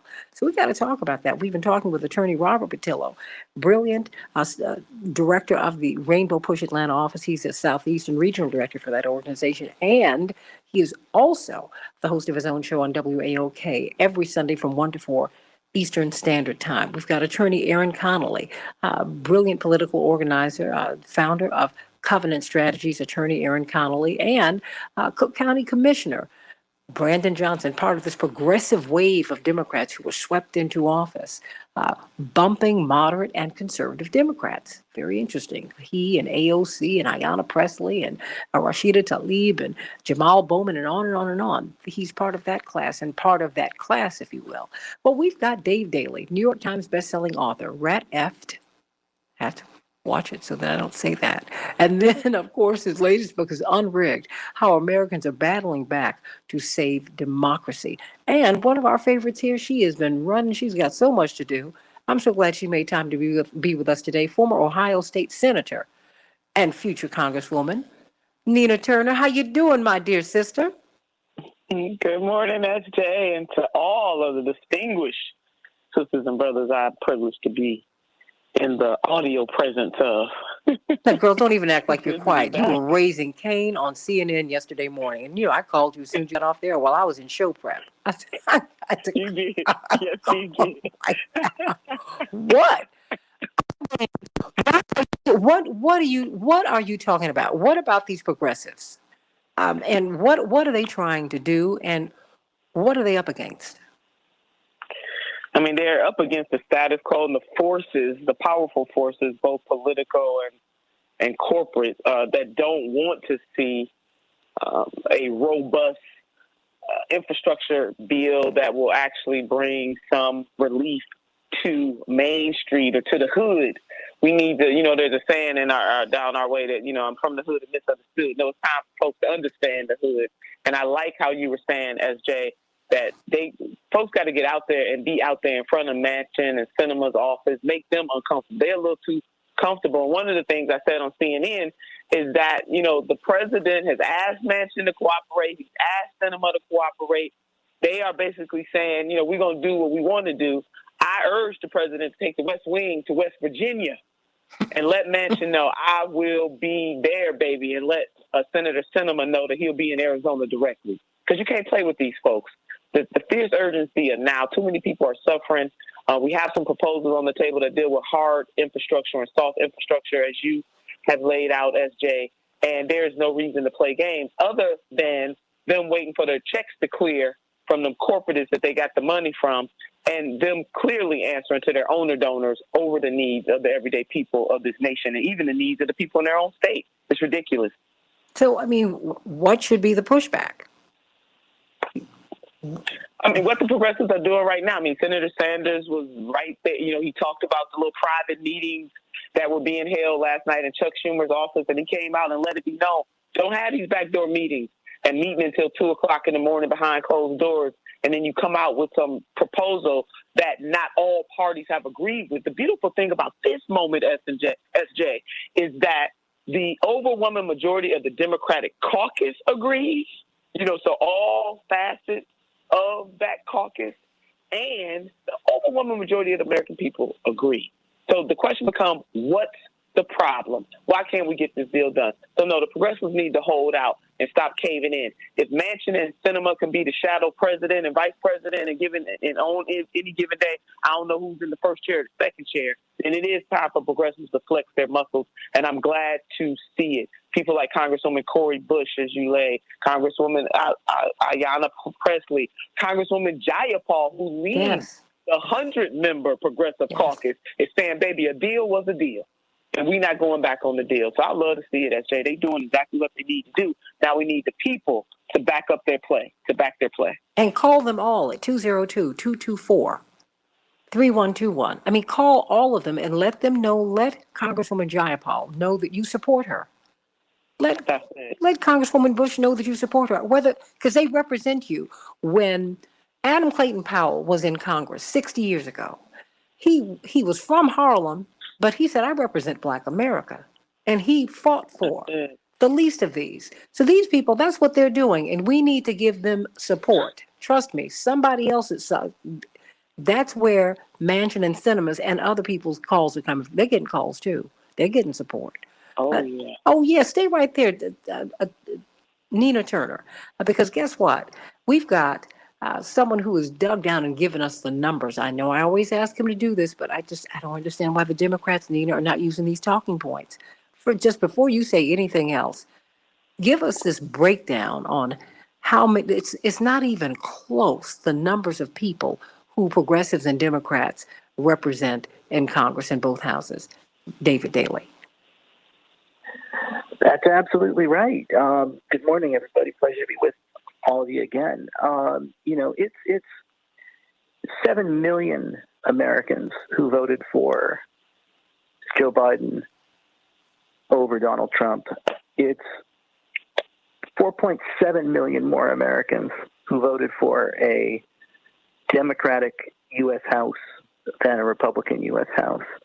The 50 Democrats in the U.S. Senate and the 50 Republicans in the U.S. Senate, but the 50 Democrats represent 41.5 million more people.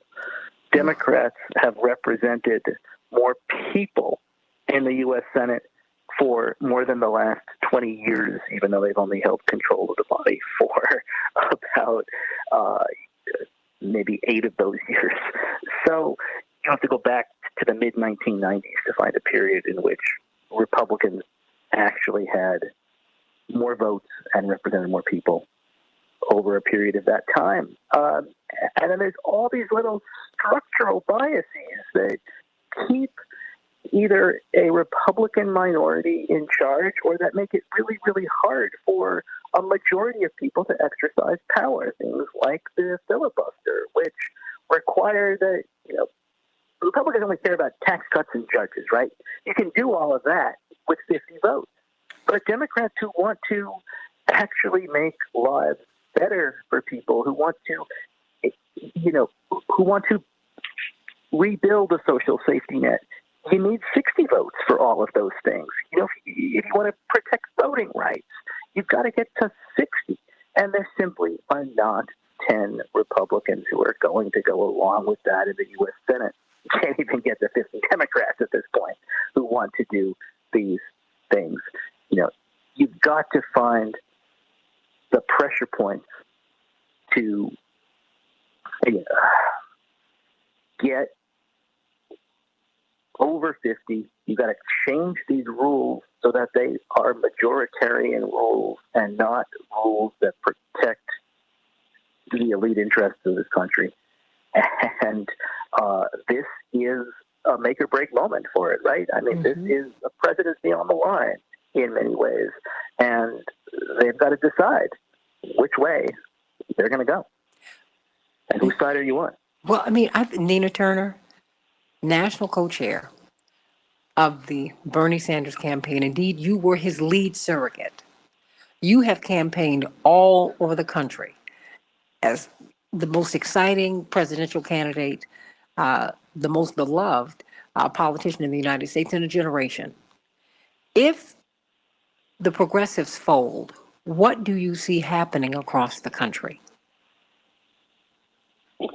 Progressives can't fold, SJ. I mean, they just can't. They have to hold the line. If they fold, the very protections or the fight to protect the most vulnerable in this community is at peril, because it is very clear that the corporatist wings of both parties would prefer to only continue to have corporate welfare, would prefer to only continue to fund Pentagon. It's curious to me, and I brought this up yesterday on CNN, is that nobody asked how you're going to pay for more Pentagon funding. The budget for the Pentagon was just voted on in a bipartisan way, underscore bold, bipartisan way. Democrats and Republicans increased this budget, and we spend more money than the next 10 countries combined, industrial nations combined. But I digress. So if find the bipartisan will on that side of the ledger, why can't we find the bipartisan will on the social safety net side of the ledger? It is something terribly wrong in that Congress. There's something wrong with our politics in general, and progressives are the closest things that we have. They are the closest leaders that we have to people who actually have a heart really for the people and who are willing to leverage their power to ensure that folks get what they need. I mean, what is wrong with expanding Medicare so that elders can have dental and Get their hearing and teeth. vision things? Come on, get Right. their choppers. What is that? Get their choppers, the hearing it. And you know what? That should have never been separated from overall health care to begin with. I mean, we need a paradigm shift on how we look at all of these things. What is wrong with making sure that families have child care, that 2-year college is an investment that we will make? Because I know we use the word free sometimes. It's not free in that we will have a social contract one to another in the same way we do for K through 12. We need to expand that to pre-K to 16, in my opinion, and the opinions of other people who specialize in education. But what we're really talking about is finally lifting hoods across this country for once, and not to continue to do the bidding of the owner donors. So the progressives must hold strong. Robert Patillo, what are you hearing on your radio show? I mean, what are you hearing? I mean, is there a lot of support for what the progressives are doing? Well, it's interesting to Ian Turner's point. When it comes to funding for military programs, we never have these debates. Right now, you have the F-15 that's been around since the 70s, never been shot down. In the 90s, they replaced it with the F-22, $80 trillion program. Then in the 2000s, they replaced it with the F-35, another $1 trillion program. Now they're building more F-15s, the F-15 XL, another $1 trillion program. We do not have these debates when it comes to the nickel and diming of what we're doing in the with military intervention, and then we have to launch wars to justify all the money that we spend on the military, which is why we end up in Afghanistan for 20 years, why we end up in Iraq for 15 years, while we have these military interventions around the globe. So what people are saying is, why the hell isn't Joe Biden out here beating the bushes? Why isn't he standing up for the progressives? Because this is the agenda that got him elected. It was not not Rust Belt white voters who are economically anxious. It's not suburban soccer moms. It was progressives turning out in Georgia in January that got him a Senate majority. It was progressives and young people and minorities turning out, not because they want a small government that does nothing. We had that during the Trump administration. 500,000 people died. They want a government that is able to actually answer the call and deal with the problems of today and not simply sit back and seem inept. And we're seeing that our government does appear to be inept when it comes to dealing with the interests of anybody except for the donor class and anybody who simply wants to put their children in school, who want to make sure that they have clean drinking water, that want to make sure they have a future. If the car was invented today, it will be an electric car. So why the hell would we not be investing in the electric car infrastructure needed to push us into the latter part of the 21st century? And also, progressives do a bad job of highlighting the things that they have achieved. Remember, if it wasn't for the Obama-era policy on fuel standards and investing in electric vehicles, we wouldn't have the revolution of Tesla and all these other electric vehicle companies now. So those investments then help the free market later. And we have to stop this kind of argument between government programs and the free market. The government programs help to push the free market along and move the ball forward. Otherwise, we still be using steam engines. So I think we have to do better at getting into the press, making these arguments, and understanding that the centrist and moderate Democrats, they can go nowhere without the progressive wing of the party, so hold the line. Well, I mean, how do we get that message out there, David Daly? You just wrote a brilliant piece in the New York Times this week. I mean, how do we get the message out there? Because these programs have enormous support across the board, across party lines in the country. I mean, how do we get this? How do we turn things around? I mean, listen, Republicans and conservatives in this country have built for the last 50 years an alternative media structure that tells their story in their way and relentlessly pumps it into homes, into rural areas, through Fox News, through radio, through Sinclair Broadcasting on television, through Breitbart and One America. None of this happened by accident. It was part of a 5-decade strategy that you can trace all the way back to Spiro Agnew in the Nixon days to undermine the integrity and the credibility of the news media on one hand, and then to build up their own infrastructure of their own phony facts and to push that into the radios and television sets and social media feeds of their people. Democrats have not only abandoned the kind of organizing that it takes to win at the state and local level, as we've seen by what Republicans have been able to do, whether it is at school boards or state legislatures around the country. They are having their way right now, while the Democrats care about holding on to the White House. And we've got to be active and involved in building these same infrastructures and organizations that the other side has so carefully constructed over decades while we have ignored it and slumbered. Yeah, well, for them, it's not personal, it's institutional. And whoever can get in there and make their institutional demands and commands work, that they support it. If President Trump is going to do it, they do it. If DeSantis is going to do it, they do it. I mean, if Goldwater is going to do it, they do it. So we've got to do something. And we're the ones who have to call all of these progressives and tell them to hold the line. Oh my goodness, a Republican might get elected. Nina, you already have Republicans in office if they're not going to legislate the way you elected them to do. It's a bipartisan betrayal. Like you said, it's the corporatists in both parties. Nina. Amen. I mean, that's the point, and that's why I agree with our brother who was just speaking, that we got to see the long game. And I have, as somebody who has served on the local level and state levels of government, and to watch, the mayhem that took place in 2010, the census, and then for us to lose, thousands of seats combined across the country, and then to be in 2021 facing the same thing. We knew that 2020 was coming. There would be another census year and that we would have to draw the maps, yet the entire focus and firepower and energy of the Democratic Party as a national apparatus was on the presidency and the Congress. And while those things are important, where we are losing most ground is on those levels. And guess what? Most legislatures are controlled by Republicans, and they got the power of the pen right now that is going to impact us for another several generations.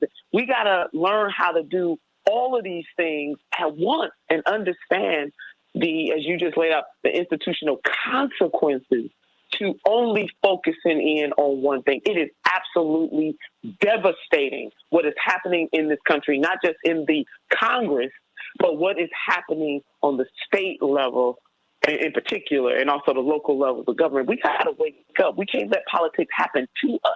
We got to be in the game. It is participatory in a representative democracy. It's not sit on the sidelines. And voting is only one part of a larger process that must take place. And my last point on this point, we cannot fall so in love with politicians and personalities that we don't hold them accountable. We need an LBJ moment. And LBJ, with all of his flaws, and yes, he has some racist tendencies, no doubt about it, the son of the South, but he stood up because he had a vision and he understood he wanted to create his legacy. How he got there was complicated, definitely was not perfect, but he knew how to wield that power. So he, flatter you. Some experts on LBJ says that he'll threaten you. What do you want? Because this is what I want. What do you want? And if I don't get what I want, I'm coming for you.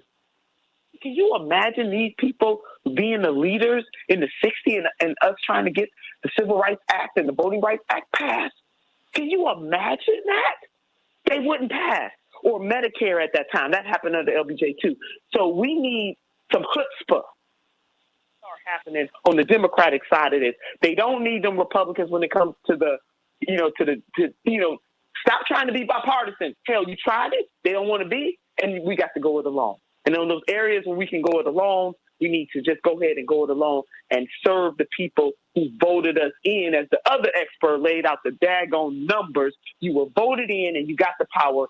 Power is finite. It is fleeting. You got to use it while you got it. And as insane as Donald Trump is, the neo-fascist that he is, as insane as Mitch McConnell is, both of them know how to wield the power. Why don't we? Since they're doing it for the evil. The redistricting that is going on right now across the country is going to cost the Democrats the House in 2022. Democrats are not going to have the U.S. House because they don't have control of the line drawing process in Texas, in Georgia, in North Carolina, in Florida, and in the other states where Republicans are going to be able to erase the 5-seat majority the Democrats have simply by drawing new maps. You've got to use this power now. Time is fleeting. When the House goes, the House might not come back for another decade.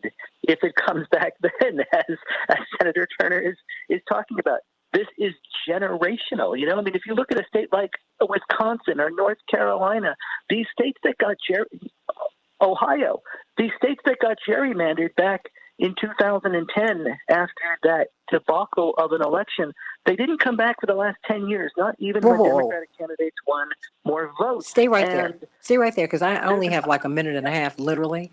Vicki Wells said 2022 has not been determined. Geez, Vicki, it actually has been, but you need to get out and get registered to vote. But if Democrats don't push, we're going to have a problem. 60 seconds for you, Dave. 2022, she said it's not been determined. But you're saying, I'm not so sure about that. Democrats have got a 5-seat advantage in the U.S. House. They won in 2020 by 4.7 million votes. What's going to happen is if you rerun the 2020 election in 2022 under these new lines in Texas and Georgia and North Carolina and Florida that are coming out this week, in Ohio and Arizona, oh wow, Democrats could win again by 4.7 million votes, maybe. but they would not have 218 seats. That is what is going on right now as these new congressional and state legislative maps are being drawn in state capitals around the country. This is going to determine what the next 10 years of our politics looks like. And if you don't believe the importance of these maps, ask our friends in Georgia and Wisconsin and North Carolina to tell you, in Ohio and Michigan, to tell you about what has happened to their politics there and how little control they've been able to exercise over their politicians because they've locked themselves in office through redistricting, and then they go after voting rights, and then they go after labor rights and the environment and reproductive rights. It starts with these district lines. They're being redrawn right now. Look, they're coming after you, and you, everybody.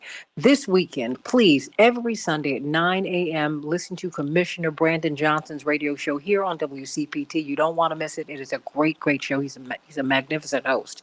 And another magnificent host, Robert Patillo, WAOK, every Sunday from 1 to 4 p.m. Eastern Standard Time. You don't want to miss it. Attorney Aaron Connolly, brilliant political strategist from Covenant Strategies. And I cannot wait. We're going to get some closing thoughts from all of you on the other side of the break. It's got to be quick because I've got a funeral service this morning, everybody. Ooh, but a celebration of life, And of course, Senator Nina Turner, my sister beloved, my sister beloved, Aaron, with my little godson over there. And she was making lunch for him while she was doing the radio show. I don't know how you do it. And Dave Daly, everybody, get the books, Rat Effed and Unrigged. If you want to see the plan that's being enacted, that's taking our representation away, get those books. And of course, on Sunday, Reverend Jesse Jackson and Keep Hope Alive with Reverend Jesse Jackson. Go to iHeartRadio so that you can hear the show from 7 to 9 Central Standard Time. Everybody have a great day. Stay right here on Santita Jackson and Friends so I can get some closing thoughts from everybody. Thank you, Paul, for a great show. Love you, everybody. Have a great, great weekend.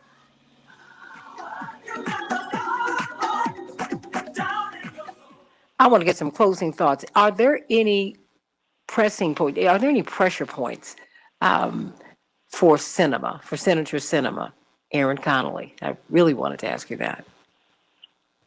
Well, I think the pressure points are the other big constituencies that she needs to worry about, right? So she's getting a lot of her money from pharmaceutical companies, from some of these energy companies that work in Arizona. But now we're seeing the AARP turn on her, which is run by one of her closest friends, who is out publicly demanding that she negotiate Medicare, right? So the population in Arizona that's over the age of 65 is huge. And not having that constituency going into a tight race is going to be very difficult for her. A lot of her in-state money comes from folks that she's cultivated relationships with in that demographic. So I think that is a huge, huge issue for her. And also, the other corporate donors that will see declines in their business based on this act not passing, right? These folks are investing in Arizona to make sure that it stays safe and that it has a water supply. And I think Robert Patillo brought up that the Colorado River is drying up and Arizona's seeing cuts to their water for the first time. So there's some realities here that people with those pocketbooks need to make to her, because the constituents that are on the ground are flooding her offices. They are calling like crazy, and it's not making the impact that it should. So I think it's going to take some pressure from some notable moderates with deep pockets that support her, and also moderates like Sidney McCain and folks like that in Arizona that do still hold a lot of public power to say, let's get something done or you really will be at risk. But ultimately, I don't think the argument will be made unless she feels threatened. If she feels threats to her power and influence, which she has a lot of right now, right? Senator Manchin and Sinema both have a lot of power, and I think they're both enjoying it. So I think the more pressure that they can have publicly, where they don't look like their power can be sustained, is really the pressure point we need to focus on. Look, enjoy it. Just don't trip on it. It's great. But it's actually our power that they have. And I think that you have to remind people, you have to let them know that they work for you. You have to let them know. Commissioner Johnson, I know, what are you going to be talking about on Sunday, and what are you seeing? Well, I'm going to invite all of your guests back. That make my life a little bit easier. But I think the conversation around what we can do at a local level is actually pretty important. Just two quick points. One, wait. Local level. This is one of the largest counties in the country. Yeah. No, wait. Your government is bigger than most countries' governments. Okay, so this is a big lift. Okay, where you Cook County. That's a big lift. Well, it is. When I first got sworn in 2018, I think we voted on the budget for about $6 billion. This budget that I'll vote on in a couple of months will be about $9 billion. And I don't know if it was Robert or someone indicated the importance of having a newer, greater, bigger deal. A government that's actually expansive enough to meet the needs and the demands of our constituency. Just this last year, I believe we have now 40,000 more people who have county care. That's access to health care through the Affordable Care Act that would have otherwise missed out. And so these are expansions that we are doing. But I think it's important, I think Senator Turner can speak to this. Those progressives that are holding the line, we have to call them and lift them up. Now that I've moved out of the classroom, from teaching and now into the halls of power, when you're a progressive and you're fighting for the interests of people, there's a lot of pressure points on us. Right. And sometimes this is where I believe progressives do fold. Now, I was raised by, a strong family, so I know how to hold the line. And, being one of 10 children, I learned how to fight a little bit. Right. So but I think it's very natural for the pressure to become overwhelming for progressives. So I think we have to continue to call them as well and tell them thank you and to keep holding the line. Right. So they don't break. But I think the last thing is, the local bodies of government, whether it's school boards, county boards, local city council, trustee seats, this is where I think Dave was getting at. This is where power can continue to build and to be fortified, because as these districts are getting reshaped, the local politics will ultimately determine what these congressional seats can look like. And this is where I believe we can have a little bit of hope, right?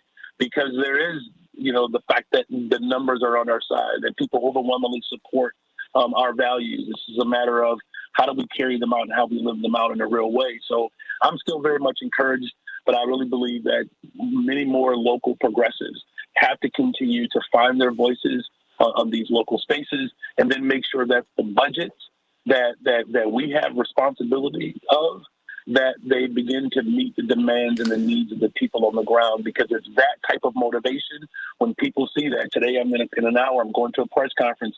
We're going to expand our rental assistance program. We're talking about millions of dollars that we've distributed throughout Cook County. These are real dollars that are affecting Black, brown, and white families throughout Cook County, whether they're Republican or Democrat or Black, brown, or white. They're getting access to it, utility support. Again, 40,000 more people have health care. So now we're up to 350,000 families that have health care through county care. These are real consequences as a result of federal dollars being made available on a local level that can actually help transform lives. And I think that's where we can find our strength and our hopes. Being made available or not being made available, which is why you got to call everybody at 202-224-3121 and make sure that they get both of these packages through. Both. The deal was already cut. It was a deal. It's the conservatives who are rebelling in both parties. Don't let it happen, everybody. Getting closing thoughts from everybody. Robert Patillo, you will be talking about what this Sunday on WAOK from 1 to 4 Eastern Standard Time. We'll be talking about this and why exactly they did not include provisions of criminal justice reform in the reconciliation bill. Why didn't they include provisions of the voting bill in the reconciliation bill? If you're spending $3.5 trillion, why not throw in the rest of the spending you're planning on doing, and what can be done to allow Black voters to have the same voice as Joe Manchin and West Virginia have when it comes to dictating policy. So we're going to be talking about that on Sunday.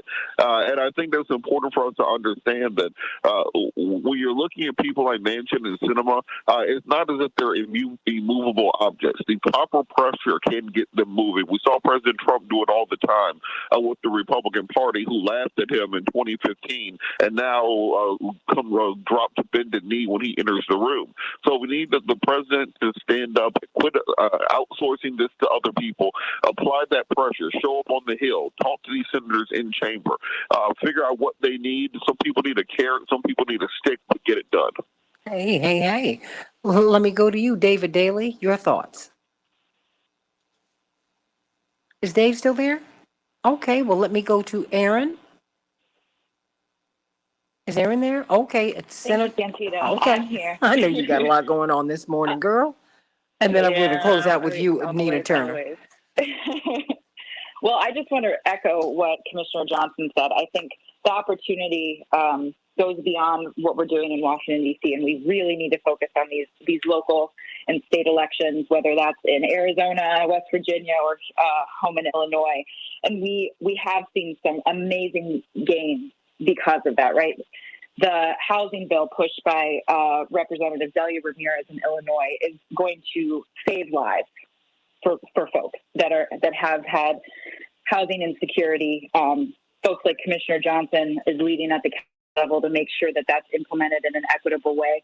These are progressives that are on the ground fighting, whether it was the Madigan machine, the Cook County machine, to make sure working families have a fair shot at some of these federal funds too. So I think that is a really important point. I will make a pitch for this weekend. There is a housing fair in Humboldt Park where we'll outline all of those provisions in this legislation, get folks some counseling, whether it's to buy a home, renegotiate a mortgage, deal with their landlord, get some assistance. So that's happening this weekend, sponsored by State Representative Delia Ramirez, who is now the Assistant Majority Leader in the House in the state of Illinois, where we now have a leadership that's reflecting those progressive values. So local elections matter. Go out in your local community and support those folks that are on the ground fighting for these things. And local elections do matter because they're changing, they're gerrymandering people out of power, us. That's what they're doing. Senator Nina Turner, give us some marching orders. Well, I just want to amen all of my colleagues. It's been such an honor to be with all of you this morning. Santita, SJ, you know how to bring the thunder, the fire, and the rain together this morning. Just loving it, Sister Aaron, Commissioner Johnson, and certainly Attorney Patillo, and I don't know if Brother David is still here. But just thank you all so much for what you're saying. All of this needs to happen. We must, in the words of Michael Render, a.k.a. Killer Mike, plot, plan, strategize, mobilize, organize, mobilize. That is what must happen. And I'm feeling the ancestor, James Baldwin said, that not everything that is faith can be changed, but nothing can be changed until it is faith. So we must face these realities right now in our society on the local, regional, state, and federal levels of government. And we, yes, the collective we, must get involved. Again, we cannot sit on the sidelines and allow these things to happen to us. And Sister SJ, as you said, this is absolutely our power that we allow these people to have or to wield on our behalf for a temporary amount of time. And we cannot abdicate our responsibility to remind them that they are in those seats because somebody voted for them. And the Lord giveth and the Lord can take away. The people giveth and the people can and should take away when somebody is not doing their bidding. And my last point, I agree with Attorney Patillo that we need the President of the United States of America to wield that power like he won that place in 2020. The Democrats need to wield that power like they won the place in 2020 so that material conditions of the people who have the greatest need, no matter how they identify, no matter what walk of life, can be changed materially, not just rhetorically, but in real life, in real time. Let's get to work. Amen, everybody. Well, and that's it. That's really it. Everybody, we are the ones who have to make this change. We're the ones. And and these people are in office because you put them there. They're representing you. Now make them do it. Make them do it. Kirsten Sinema is no more powerful than you allow her to be. Joe Manchin is no more powerful than you allow him to be. Cori Bush is as powerful as you support her to be. And Rashida Tlaib, and Jamal Bowman, and Nina Turner, and. Can't wait for you to run again, Nina, in Cleveland, because I'm so glad that you learned a lot in this campaign, because these campaigns are tough. And I respect and admire your pluck, You came up against some really, really fierce, some fierce opposition. But I saw that during Reverend's campaigns. And you know what? So you build, you go on and you learn and you run again, and you keep on running until you get it, and until people get it. Register folks to vote right now, because you don't stop running, because the issues don't stop coming. So I'm glad that you're back, and we're going to get a lot of great work done, because that is what needs to happen. That is what needs to happen. Keep on running. Run, Nina, run. The people need. No, the one. Re-election campaign for Nina Turner. Thank you, Santita. Hey, let me tell you something. Look, you need to keep running. No, because you come. You know this. You know, Brandon. You come out of an election running. You run on your record. You have to run. And fortunately, and the thing is, Brandon is also a big organizer here with the union, and he's been a teacher and all of that. So, thank God. But you know what? With Nina's campaign, it became a national campaign. So there was that. And that's okay. I saw these same forces came in on Reverend and tried to destroy him. And he didn't do anything but double his vote totals in 4 years later. Because let me tell you something, the first time America got a chance to hear him, Nina, we're still on Facebook Live. The first time they got to hear him without a filter, without someone interpreting him for them, was when he spoke at the Democratic Convention in July 17, 1984. And he'd been in public life 20 years by that time. So there's a direct link or line between him doubling his vote totals in 4 years and people hearing him. And he never stopped running. That's why they were able to flip the Senate 2 years later, because he never stopped running. So don't you stop. Don't you stop, Brandon. Don't stop. You can't stop. And you got to keep people inspired and excited. Don't stop, can't stop, won't stop. Don't stop. Don't stop. Keep on going. Amen. Keep on going. Keep on going. Keep on going. Keep on going. Somebody's watching you. Somebody's watching you, Brandon. Somebody's watching you put your children in the car. You don't know you're changing someone's life, because they didn't even think you were possible, Brandon. They didn't think you were possible, Nina. They didn't think you were possible, Robert. Somebody's watching you. Remember that. Somebody's watching you, Aaron. Somebody. Okay? Somebody's watching you. Remember that, everybody. Remember that. So just do whatever you can to keep yourself held up. And look, I'm a woman. I believe in God. A woman of faith. No, I believe in God. I'm just going to keep it right there. Put it right there. Somebody bigger than you and I is working all this out. But I've got to do my share. If you don't believe in God, I appreciate that. That's not my belief system, but I respect that. You have an obligation to do the best you can while you're on earth. Service is the rent you pay for living. That's what Marion Wright Edelman said. You got to do something other than take up space and breathe in the oxygen. So come on, everybody, let's get to work. Let's get to work. I love you, Aaron and Nina and Brandon and David, who left, and Robert. Everybody, love you, love you, love you. So I'll see you on Keep Hope Alive. Oh, yeah, girl. I'm calling all you, and I'm going to call you back, because Reverend is back in full effect on Keep Hope Alive. So I'm going to call you to see if you can be on the show on Sunday. So, everybody, until then, I got to run. I got to vocalize, so I can sing at a few of these services. I've had some friends who've made some transitions, but boy, I thank God that I had these people in my life.